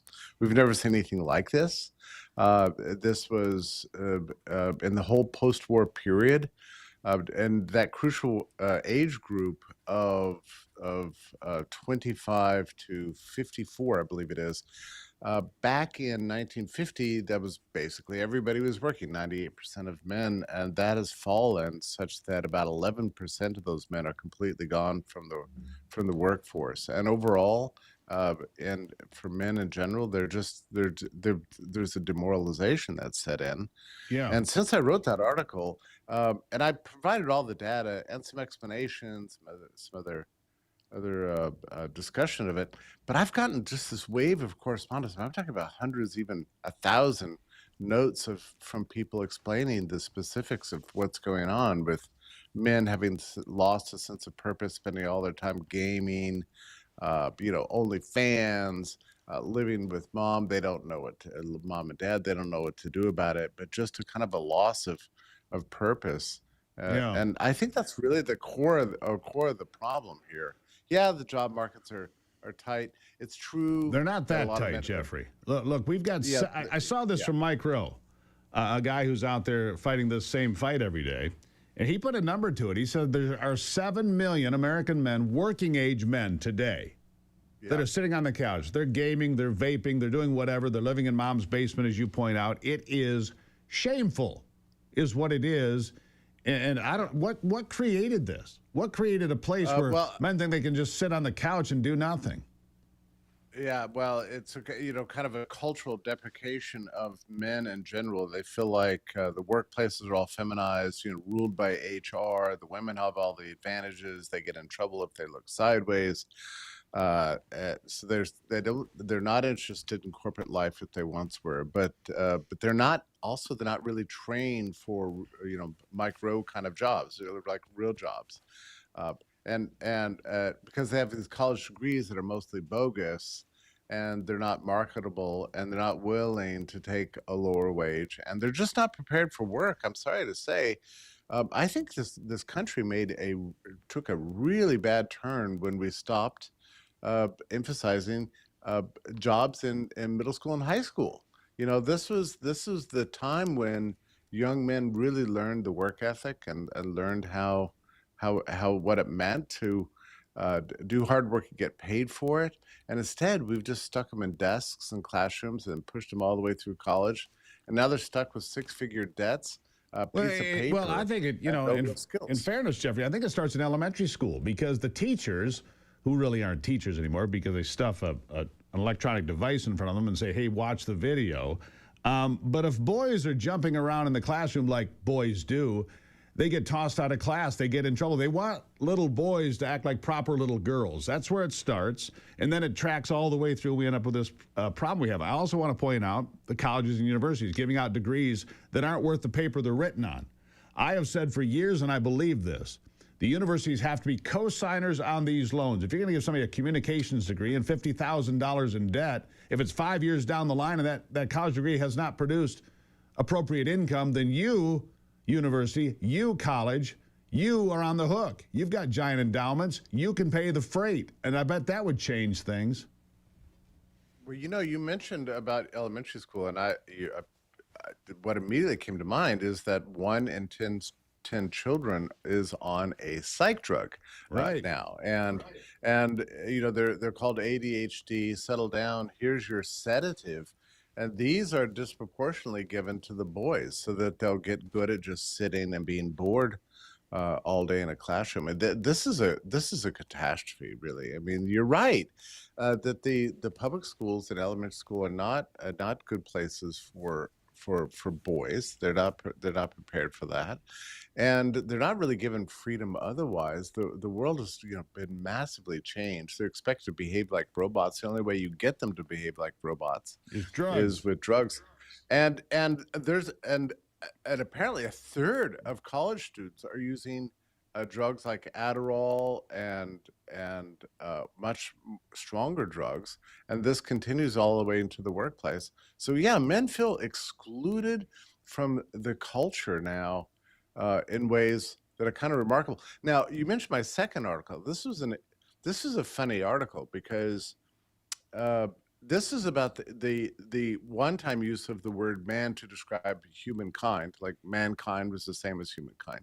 And then suddenly, decades ago, people decided that it was wrong, to use this word. It's crazy. It is. I so have we to leave it started- there because started we're getting up mixing. to a break, but here's what I want people to know. Where can they find you every day?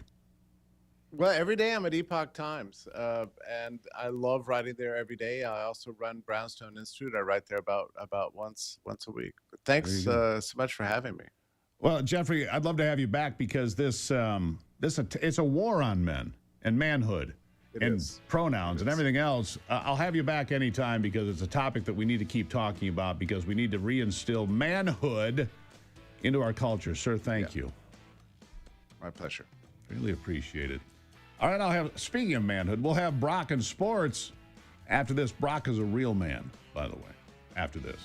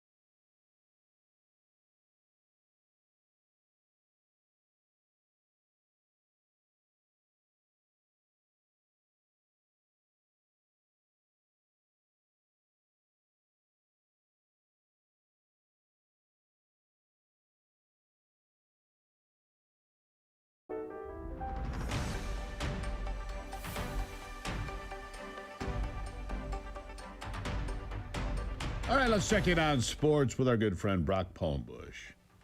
With a look at sports, I'm Brock Palmbush. The Cleveland Cavaliers took a 3-2 lead over the Detroit Pistons with a 117-113 overtime victory last night in Detroit in Game 5 of the NBA's Eastern Conference semifinals. James Harden led the Cavs with 30 points. Donovan Mitchell added 21. Cade Cunningham had 39 for the Pistons in defeat. Game 6 tomorrow night in Cleveland. Brett Kulak scored at 3:52 of overtime to give the Colorado Avalanche a 4-3 victory over Minnesota. In Game 5 of the NHL's Western Conference semis, the Avs clinched the series 4-1. Colorado will play either Vegas or Anaheim in the Western Conference Finals next week. A full schedule of games in the majors yesterday. American League winners included Baltimore, Cleveland, and the Athletics. National League winners included Atlanta, Miami, and San Diego. 4 games in the WNBA last night. Winners were Toronto, Chicago, Indiana, and Las Vegas. That's a look at sports. Back to you, Steve. All right, Brock, thank you for that. Of course, President Trump continuing today in Beijing. There's a state banquet being held at this hour. He's there, obviously seated next to dictator Xi. We'll have continuing coverage all day long of that visit and what comes out of it. Important thing so far, the dictator Xi has said that we need to have great relations when it comes to trade. They don't like the tariffs, of course, so there's some negotiating room there. When it comes to AI, a lot of conversations there. When it comes to Taiwan, well, that's a sticky wicket, to say the least. China believes that Taiwan is a rogue state and still part of China. Taiwan doesn't see it that way. Neither does the United States, but we'll see where it goes. And, of course, the most immediate concern is Iran. China has said today Iran should never have a nuclear weapon. We agree, but we don't trust the Chinese. How can you? They've got 700,000 student spies here in our country and everything else that goes on. China may say nice things like they want America to be great again, but what do they really mean?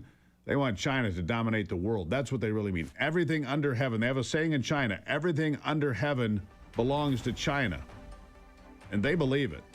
We'll follow the summit throughout the day and tomorrow here. Greatly appreciate you being here. And don't forget, tomorrow, Free Speech, Free for All Friday. Your chance to weigh in on the Patriot Mobile Common Sense Hotline from anywhere in America. I'll take your calls and sort it out. Another hour straight ahead.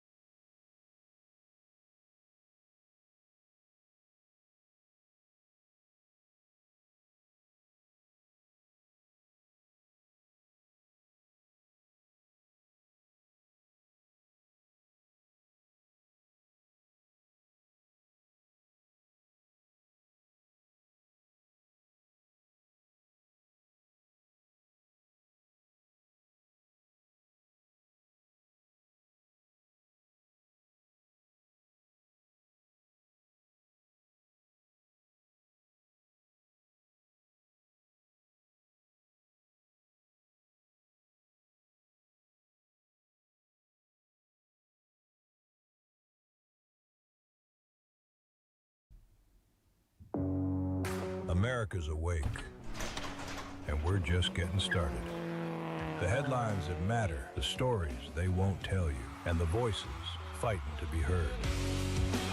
This is your country, your morning, your daybreak with Steve and Ivy Gruber. A new hour starts right now.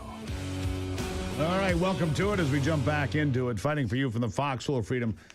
And we are on the relentless pursuit of truth every single day here. Wherever it leads, that's where we're going to go. Three big things to know this hour. Number one, the Detroit Border Patrol tops northern sectors completely again, and they've done it for 7 consecutive years. Number two, President Trump in Beijing at a state banquet right now. What can Donald Trump do to facilitate China's help in making sure Iran never has a nuclear weapon and controlling the Straits of Hormuz never falls to Tehran? That's the big question. And number three, I want to talk about the Democrats losing their minds again today. The reason being is they've lost the redistricting battles. Is the war over? Not quite, but it will be.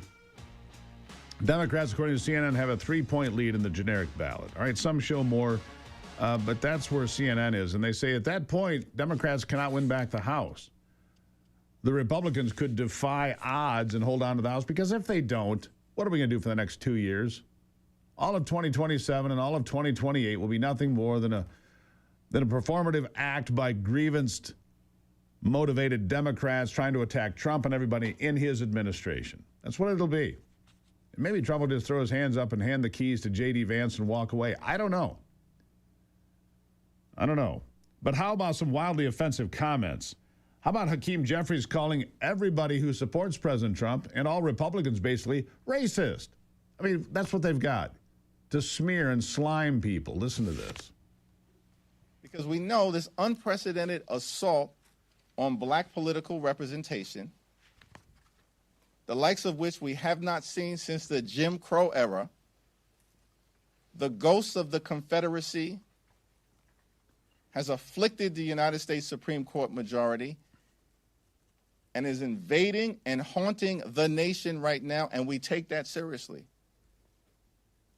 And we know it's going to continue, which is why Democrats are committed to launching a decisive and overwhelming response in advance of the 2028 election to ensure that it's the American people who are the ones who get to decide who's in the majority in the House, who's in the majority in the Senate, and ultimately in 2028, who gets elected as the next president of the United States of America.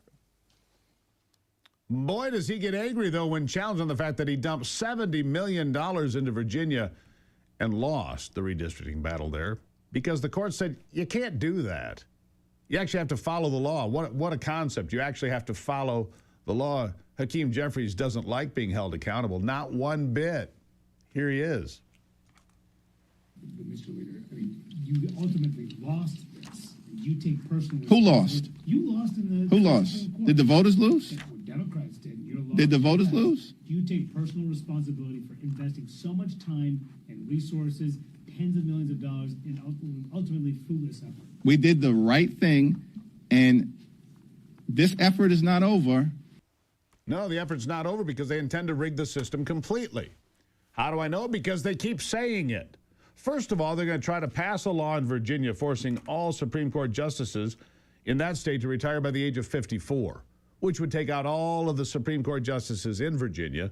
They'll restack the court to all radical leftists, and then they can get the decision they want. Of course, they would lose at the Supreme Court, so what do there? They want to pack the Supreme Court, too. Here's Ted Lieu, radical leftist, California member of Congress. Listen. This is a radical Supreme Court that is making decisions simply to benefit Republicans. It's going to usher in massive Supreme Court reform when Democrats take control, and that will be because of the actions of extreme political actor John Roberts in this partisan Supreme Court. Extreme political actor John Roberts? You cannot possibly be serious. John Roberts, a guy who conservatives most days don't care for. But that's what they're going to do. They're going to paint John Roberts as a radical. Anybody who doesn't go along with a radical agenda for a Green New Deal, open borders, asylum for everybody, fly the Palestinian flag over the White House, or whatever it might be. If you don't agree with all their radical ideas that you are the problem, we will pack the court. And it gets worse. It gets worse. Here's a Georgia Democrat. I want you to hear this. Here's a Georgia Democrat advocating for the execution of President Trump and you, if you support him. Advocating for the execution of the president and you, if you support America First. I can't make this stuff up. Listen. Remember that there are perfectly normal scenarios where you're allowed to execute Trump supporters, you're allowed to execute Republicans, you're allowed to execute ICE agents, because America has made it clear you can execute terrorists, and you can do that, but you have to do it the legal way. You have to make them terrorists first. Okay, we're not savages. We're not animals. We have to pass laws. And I'm dead serious. We can pass laws that make it legal to execute the traitors, but we have to make it law first. What sounds like Nazi Germany to you? Go ahead. I don't even get what he's like trying to say. He wants to make it illegal to be you and me. And if we pass a law that says you support this, therefore you're a traitor. You see, in the Constitution, being a traitor is a very narrow definition. He wants to broaden the definition to if you don't agree with Democrats, you're a traitor, and therefore traitors can be executed. If you support Donald Trump, you can be executed, and they can execute the president too. What sounds more like Nazi Germany in the 1930s than that? Execute all your opponents. What sounds more like Chairman Mao and the mass executions that happened in China, or Stalin in Russia, or Castro in Cuba? Just execute people. If they don't agree with you, just shoot them. That's what he's talking about, Anthony. That's it right there. I don't think I like that. So when you see how grotesque they are, and you see that they're willing to pack the Supreme Court, and if that doesn't work, then you just line them up and shoot them because you don't agree with them. You were probably more left of center when you arrived on this job than you are today, Anthony.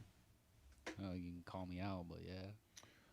I'm not really calling out you because I consider you to be a moderate. I consider you to be kind of middle of the road, but you see things like that and you're like, who would support that? Oh, dude, I don't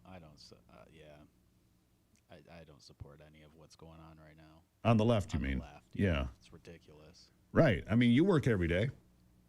Yeah. Your girlfriend works every day. Right. They want more of your money to pay for people that we talked about here just in the last segment. Men that don't go to work. Can you imagine, Anthony, just sitting on your couch gaming all day? You're in your late 20s, right? People in your age bracket just sitting on the couch, vaping, gaming, whatever. It's disgusting, isn't it? Yeah. I mean, it circles back to your that last guest or whatever. Yeah. Where have the real men gone? Yeah. Yeah. Well, we've got real men here, folks. We've got Anthony. He lifts small cars for sport. Yeah, he probably does, actually. You should see this guy. Yep, it's true. He's like beef. Anyhow, that's the Democrat. That's who we're dealing with. They don't care what the facts are. You and I were just talking about that too, Anthony. They look at a headline that Mamdani has gotten rid of all the debt in New York City. Yeah, because he took a loan. But the left, oh, look, Mamdani's socialism has saved New York City. No, it's put it deeper in debt. Just a different kind of debt, maybe worse debt. Anyhow, I don't like anything of that stuff either. When we come back, we've got a check-in with Tom Colson, Liberty Coin Service. You don't want to miss it. What do you got of value in your pocket? I'll be right back.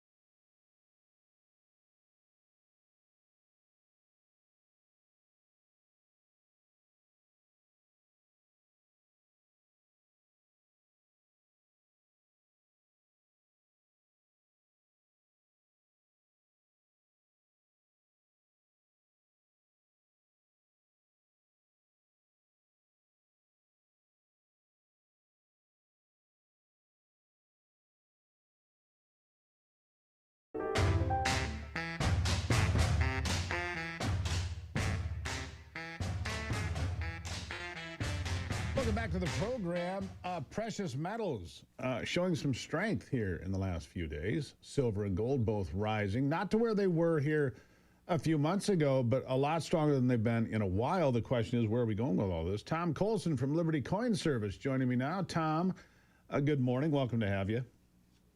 Good morning, Steve. Thank you. All right, so silver and gold showing some strength, not where they were previously, but stronger than where they've been. What's pushing the market? I'm not entirely sure because silver seems to be decoupling from gold a little bit. Silver's been very strong over the last several days. Gold has been holding steady, but not to the same percentage increases that we're seeing on silver. I'm still seeing a fair amount of liquidation into this, but overall, this still looks like a pretty healthy market to me. I think that if we get any pullbacks in silver, it's still a good buying opportunity. Yeah, I still see, and you know what, I don't know what to trust on social media, on any platform for that matter, but when it comes to these things, you see all of these wild predictions. Silver's going to be 300, gold's going to be 10,000, whatever. Do you put any stock in any of that? I tend to look at kind of more of an incremental approach. You know, I like to see it take out an old record, and then I reevaluate and say, okay, well, you know, if silver takes out 120 again, then okay, maybe it can go up to 150. But until you see kind of more of a measured move up, but it's hard for me to visualize those long-term high numbers like that. Yeah, I agree with you. Take it all with a grain of salt, I suppose, because anybody can make a prediction online. Does it mean anything? I don't know. Does this conflict that's ongoing in Iran have impact on precious metals and collectibles like that? Yeah, I think it certainly does. I don't know that there's a direct correlation where you're going to see the price rising immediately, but over time, you know, as this keeps dragging out, I see it being a headwind against the value of the dollar and people wanting to buy gold and silver for safety measures. Yeah, you know, and I look, we have an incoming Fed chair, Kevin Warsh, looks like he's going to make it all the way in. Obviously, that impacts interest rates. All of these things are all intertwined, and yet, you know, look, a year ago, where was silver? Half of what it is now, or less? Yeah, or less, yeah. I think we were still in the 30s a year ago. Anyhow, we'll keep an eye on all of that. And remember, if you have a collectible, coins, valuables, whatever it might be, Tom has experience there. He's been in this arena for his entire professional career. He knows a lot about it. So we ask you to send in coins if you want them evaluate. Coins at stevegruber.com. Coins at stevegruber.com. And we'll take a look at that. The first coin comes to us from Jay in Lansing, Michigan. Pretty common coin. What do you make of this? Yep, that's a 1958 wheat cent. Last year of issue for the wheat cent. This one appears to be out of a proof set. You can tell it's got the nice mirror-like surfaces. So it's one that was made especially for collectors out of a proof set. Typically these retail for a few dollars for a 1958 proof cent. So more valuable than just a regular one, for sure. Are there certain dates? I'll still find one on rare occasion in change, although people don't use money much anymore. But is there a date that people should look for? You know, if they pull one up or they got one in the drawer, what date of a wheat cent would be attractive to you as a buyer? Well, anything that's mint marked before 1920 is going to be more valuable. And of course, the 1909 SVDB is very valuable. 1914D, the 1922D, those are the most valuable ones out of the series. Not likely to find any of those in your pocket change, but you know, if you see an old collection sitting around in a drawer for a long time, there's some chance there might be some in there. So those things happen, but a lot of them from the 40s and 50s and so forth. All right, coin number 2 comes to us from Lily in Payson, Arizona. Not sure what I'm looking at here, but you're going to help me. It says California gold on there. This is a replica of a fractional California gold coin. It's not even really a replica. It's more of a fantasy piece. It just says 1/2 on the back. All the genuine ones have a denomination. So if in that instance, it would say like $1/2. So if it doesn't have a denomination on there, you know it's a replica. Based on the color, it also looks like it's brass, and the die work is a little bit less to the standards of the original. So I would say this is probably a replica that was produced in the 1950s or 60s. a lot of places made their own currency at different times during the evolution of the United States until the United States took over all of it. So if you found a real one, what's it worth? Genuine California fractional golds from this era tend to be anywhere from maybe a couple $100 to $500. There are some scarce varieties that are worth more as well, but a lot of them fall in that range. All right. And Bill, coin number 3 is Bill from Victorville. Speaking of California, he's from Victorville, California. Again, what am I looking at?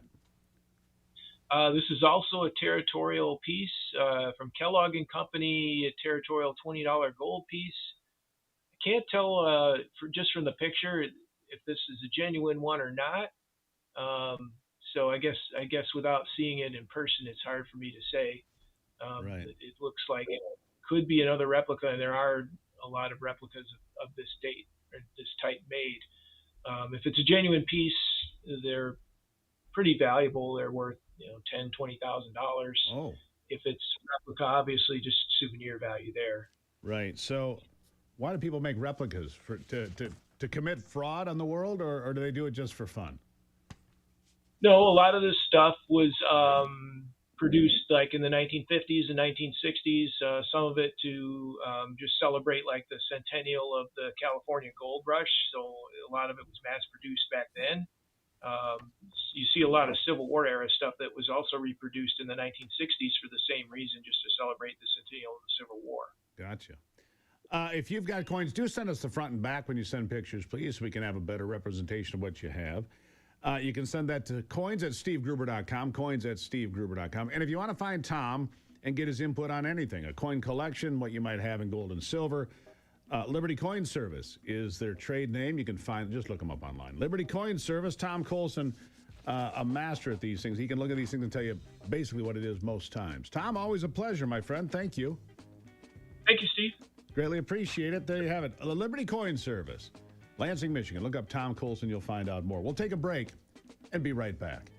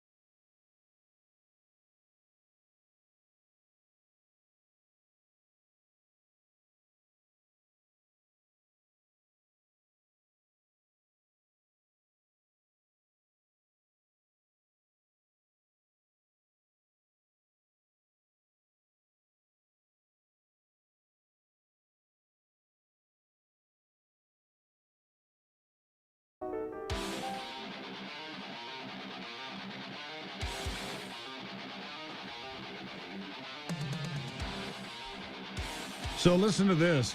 President Trump in meetings with dictator Xi, delivering what I think is a master stroke to the conversation. Here's what he said. I brought the 30 most powerful business leaders on the planet to these talks, and they all said yes. I didn't send the second in command or the vice president. I wanted the number one from each empire. Jensen Huang, Tim Cook, Elon Musk, and other titans, said the president. The best in the world are here right in front of you. And then with his winning smile, he said this. They're here today to pay respect to you and China. They come hungry to do business, invest, and create. From our side, it'll be 100% reciprocal. And that makes it pretty clear. Trump is not there to beg.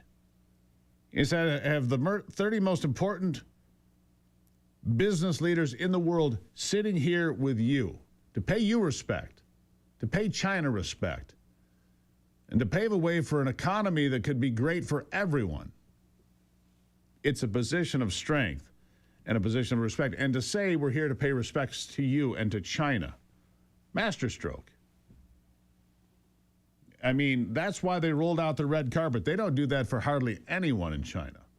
They rolled out the red carpet for Donald Trump. Great fanfare, children waving American and Chinese flags, American flags flying outside the hotel where the president stayed. Or is staying, I guess I should say. President Trump creating maybe the greatest summit ever, because they're going to talk about Iran and geopolitics, but they're going to talk about business.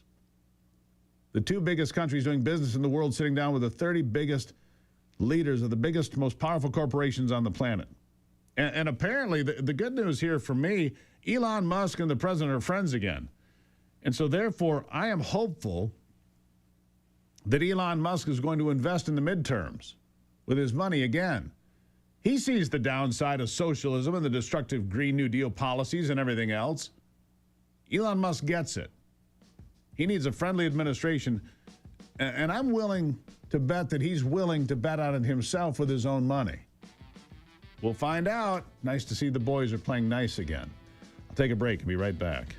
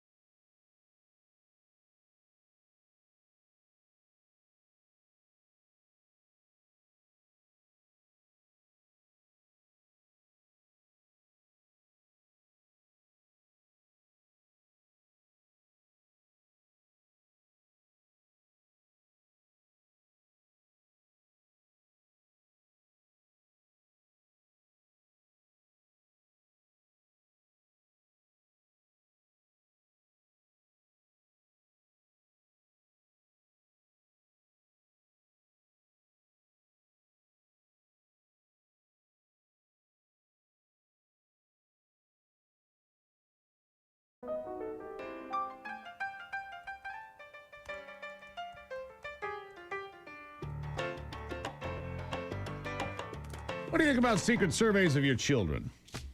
What do you think? When you send your kid off to the school, you think they're going to go learn reading, writing, and arithmetic, or their teacher's just going to stick an iPad in front of them and they're going to look at that all day?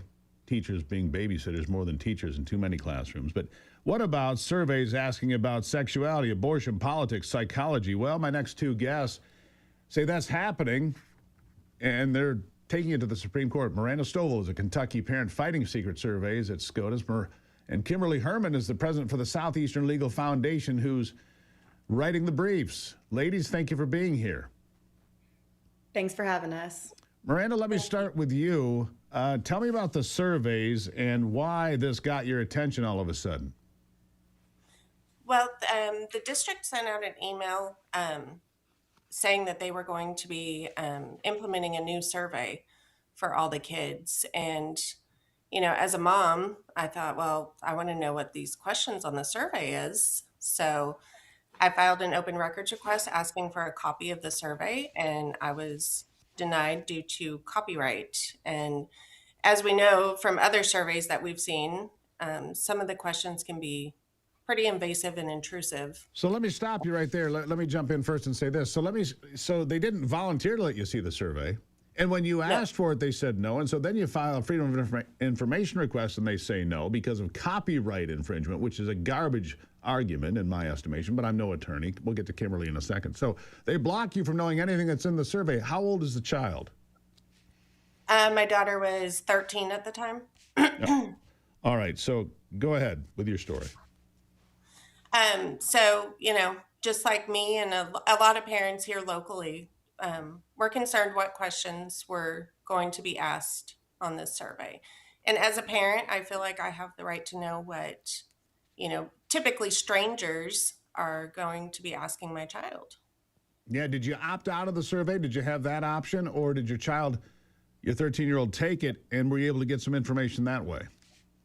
So there is an option to opt out, but opt out doesn't always work. Somehow magically my daughter accidentally took the survey every year since then. So opt out does not always work. All right. So did you find out any of the questions? No, to be honest. I was able to go in and view certain parts of the survey, but it's been so long now that I can't remember those questions. Yeah, no, that's fine. I get it. Look, it's a lot going on. Kimberly Herman from the legal side of the case. Can they do that? Can they just give your kid questionnaires about sexuality, abortion, border security, illegal aliens, whatever it might be, without your knowledge? No. I mean, there's a number of federal laws that prohibit the schools from asking our kids these questions without our express permission in the first place. And now when they're trying to hide it, right? So they violate the federal law to begin with. Then they hide it from the parents, claiming that it's copyright protected, and it's not. Parents want these documents for a fair use, right? That's the legal term, but all it means is they want to know what's in them. They're not looking to sell these surveys. They're not looking to profit off of them. They actually want them gone. Right? At the end of the day, they don't want these surveys to exist in the first place. And so they have every right to get copies of these. And that's why brave parents like Miranda are standing up and suing. And unfortunately, we're stuck in this catch-22 now where every single court we go to is saying, we can't give you a ruling on this. We don't have the power to even look at this. So that's why we're headed to the Supreme Court to say, why can they not look at it? If they're in violation of federal law that seems pretty cut and dried, pretty binary, black or white, why can they not give you an answer at these courts? Yeah, they're saying they don't have jurisdiction. The federal courts say it's a state law issue. The state courts say it's a federal issue. And parents are left in this no man's land where their kids are being asked these very invasive questions without their permission. When parents opt out, they're still giving these kids these questions. And what's happening with the data, right? Yeah, well, that was my next question. Curriculum companies, right? Who is behind it? Is it the teachers' unions? It's not the school board, probably. It's coming from somewhere beyond Kentucky, I'm going to guess. I'm a wild conspiracy theorist. I'm going to guess it's coming from somewhere beyond because it's not just Kentucky, is it? It's probably happening all over the country. Another wild guess on my part. But who's behind it? Who's paying for it? Who's the information going to? Is this why we need so many data centers? There I go, connecting dots again. Why do we need all this information starting on children all the way through your entire life? Why? And again, do you know who's behind it? Yeah, I mean, Miranda has a ton of experience with digging into this. I can tell you it's the huge curriculum providers, but Miranda's helped parents all across the country on this. And so, you know, I honestly will kick it to her as a parent to tell you a little bit more about that. All right, Miranda, who's behind? I mean, I just did a story this morning that here in Michigan, they have to go through and ferret out all the Southern Poverty Law Center information included in history books and so on and so forth that make white kids feel as if they've done something wrong for showing up at class. You've got all these things from Howard Zinn and all these other people who were never historians, just people who hated America and hated capitalism. What have you found, Miranda? Yeah, it's definitely a nationwide problem. It's not central to Kentucky. So the large curriculum providers, I would say probably the teachers unions probably are pushing this agenda. It's all related to an agenda, to be honest. Yeah, why do they want the information? I think that was a great question from Kimberly. What are they doing with it? Who's doing something with it? So just so I'm clear on this, the parents can't know what's in the questionnaire. But then it's going to groups of strangers, an AI evaluation, and everything else for the answers with your kid's name on it to be evaluated, right? And so, yeah, seems a little bit out of sync, doesn't it? I was told that they would use the data from surveys to align curriculum to better fit the students' needs within the school. Well, I believe them then. If that's what they said is totally innocent, then I believe them, don't you? Kimberly, let me ask you this. Are you on the docket at the Supreme Court? Have you made it in yet? Yeah, so the brief is getting filed today. We are very hopeful that the court will take this up. From their perspective, it's a really interesting jurisdictional question. From our perspective, it's a really interesting parental rights issue. And so this case, if they do take it, it really does have the power to end these invasive surveys. And, these surveys started back during the Clinton administration. Of course. So if we're going to talk about why they're collecting this data, it was thought up by Hillary Clinton and her cronies to collect data on all of us who were in middle and high school in the early 90s. They wanted to track our voting patterns. They wanted to track all of our thoughts and our beliefs. And now they can take that data on our kids and do even so much more damage with it. And so it really is a way for them to take control of our kids, to take control of our families. The unions have said it. They think that they parent our children. Miranda, other parents standing up, myself as a mom, we're here to say, you are not their parents. We are, and we will take these cases to the Supreme Court as many times as we have to. Collect the information from day one. And now some states are trying to require DNA testing of babies so they can protect the child from being kidnapped. Yeah, I trust that too. Right. Kimberly, Miranda, greatly appreciate that. Sarcasm, folks, for you keeping score at home. Kimberly, Miranda, you come back, ladies, and tell me how this goes. I want to know if you get on the docket of the Supreme Court. Incredibly important case for parental rights and for privacy in general. Thank you for being here. Thanks. Thank you. Really appreciate it. Yeah, I'm sure it's all innocent. I'm sure you feel the same way. There's nothing to see here. Just move along and don't forget to put your fingerprints down. I'll be right back.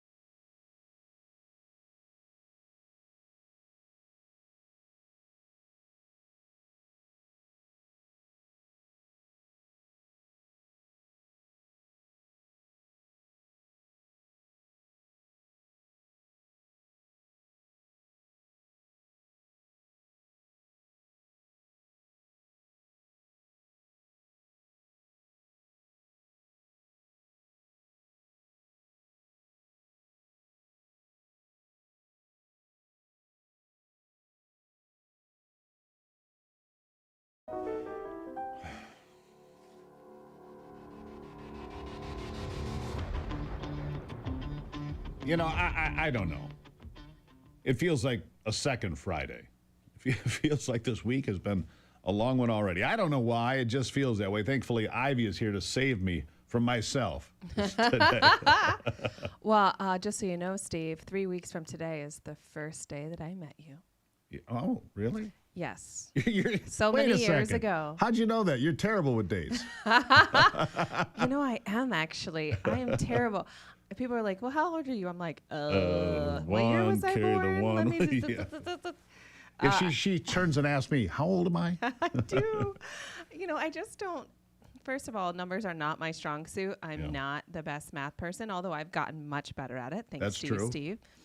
And secondarily, I'm just with time and time and space. Like, okay, what year did that occur? I have no idea. You're like, July 2nd, 72, I did this. I'm like, what? I can assure you didn't. Well, you weren't with us quite yet. Not on here on Earth, that's for sure. Yeah, that's true. All right, what's on your mind? Well, actually, I want to take a little detour. I was going to talk about something serious, but I want to know, Steve, what was the most memorable time that you ever had with your father? Wow, there are quite a few.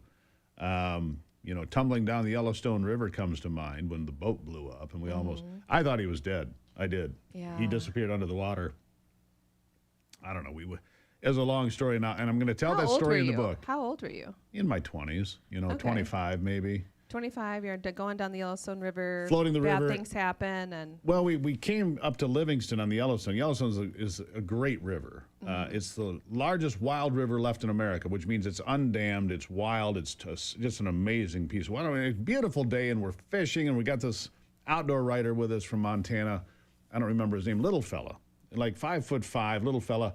And so we come to take the raft out at Livingston, and it's all clogged up with people. So we say, well, we'll just slide down the river. There's a tree right there, kind of big old sweeper out over the river. We'll just stop there. Well, the problem is we didn't calculate the math involved. The Yellowstone moves at 12 miles an hour, which might not seem like much. Water is powerful. So it pinned us against that tree with this rubber raft, and we were so brilliant that day, and the fishing was so good, we had tied all our life jackets to the side of the raft, so they were useless. Oh, no. And all of a sudden, there's an explosion like a hand grenade because the raft explodes. It couldn't take the pressure. We're pushed up against, boom. Right. And the little feller, he had scrambled up in the tree, right? The little feller had scrambled up in the tree, and so here go my father, and here goes your coolers and your fishing gear, and all that's just tumbling like a washing machine. Well, my dad disappeared. Oh, no. Under the water. And I don't know, we went maybe a quarter mile, and all of a sudden he popped up, and he was within arm's length of me. So I reached and I grabbed his shirt just enough because I was upright, and I held his chin out of the water. Oh, I thought he was gone. I mean, he disappeared. I'm like, and you got all scary. this. Well, when you're in the water, you got all this debris under the water, branches and trees and stuff. If it snags your clothes, big boulders. The boulders don't concern you. You'll bounce off those, which he did, by the way. He came out of the water with a knee as big as a basketball. And by this time, there's all these people lined up on the bridge, screaming, yelling. They were calling. We didn't have cell phones, and somebody called 911. And you can hear sirens coming this and that. Yeah. And we hit a gravel bar. And he turned out to be all right, but his knee, like I said, was purple and the size of a basketball. He hit a boulder or something underwater. Right. The scary thing is you get caught by a branch of a tree, and it grabs your clothes, and then the water just pushes you under, and you drown. I mean, that happens every year on these big rivers, all over this country, right? Anyhow, so the medics could come running down there. You want to go to the hospital? No, I don't want to go to the hospital. Hell no. I want a box of wine. Dad, you can have whatever you want. Back in the day when you had the white Zinfandel in a box that you would get at the grocery store. It was really high quality. It was like back in those days. What's that? They made boxes of wines back in those they days? did. It was really high quality. It cost like $5. Oh, man. And you could put it had a little tap on it.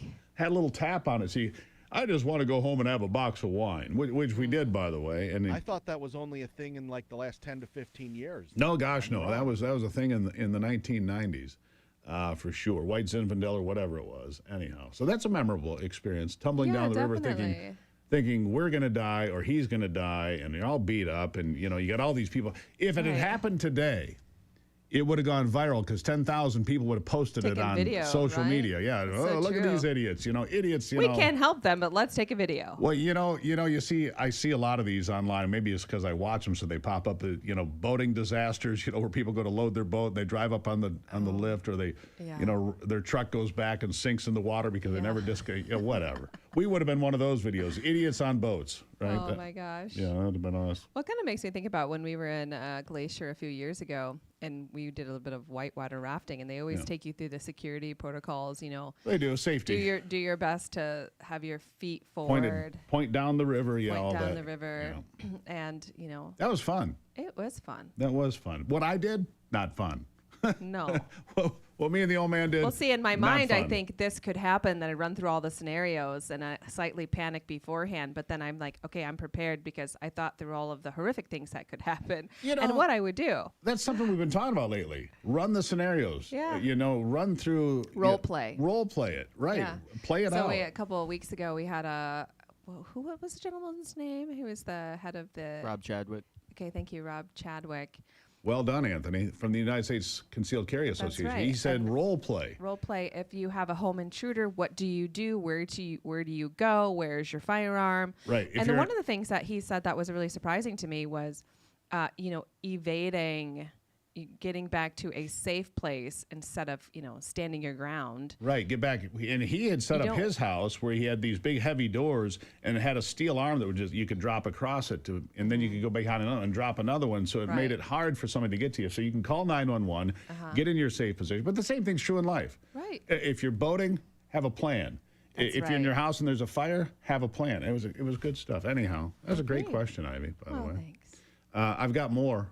By the way, a lot more. You can catch Rob Chadwick on the Forgotten America podcast. QR code is on your screen. Just go to YouTube, find Steve Gruber. Ivy and I will be there. You can subscribe for free and listen to that conversation among so many others. Ivy, love you. Love you, Steve. Really appreciate it. Thank you for the question. It was a good one. I'll take a break and be back.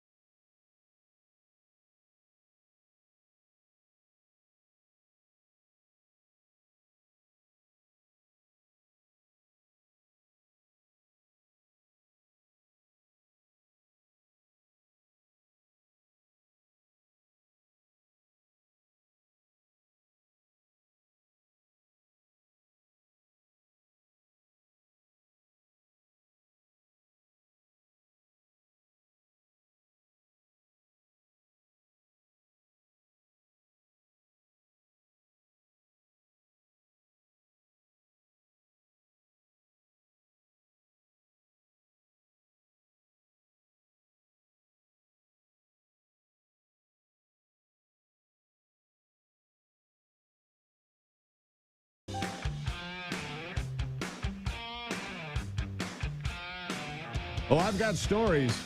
I've got more. Yeah, me and the old man ran all over the world doing crazy stuff. You know, she should have asked me about what's your most memorable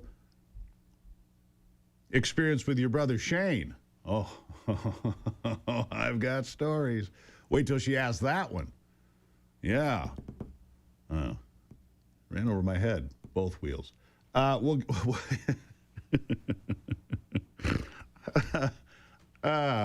He ran over your head? with both wheels. In what? On a bicycle. Oh. Yeah, he threw me off the front of the bicycle by hitting the brakes back in the old days. And I'm bouncing down the pavement. He whoop, whoop, whoop. Yeah, I had road rash and a headache. As he ran over my head once, not once, but twice. And, you know, I know he's listening right now, and if he is, he's laughing. I can see the dirty little grin on his face. You deserved it. Yeah, okay. I deserve to get run over at, what was I, 7? Yeah.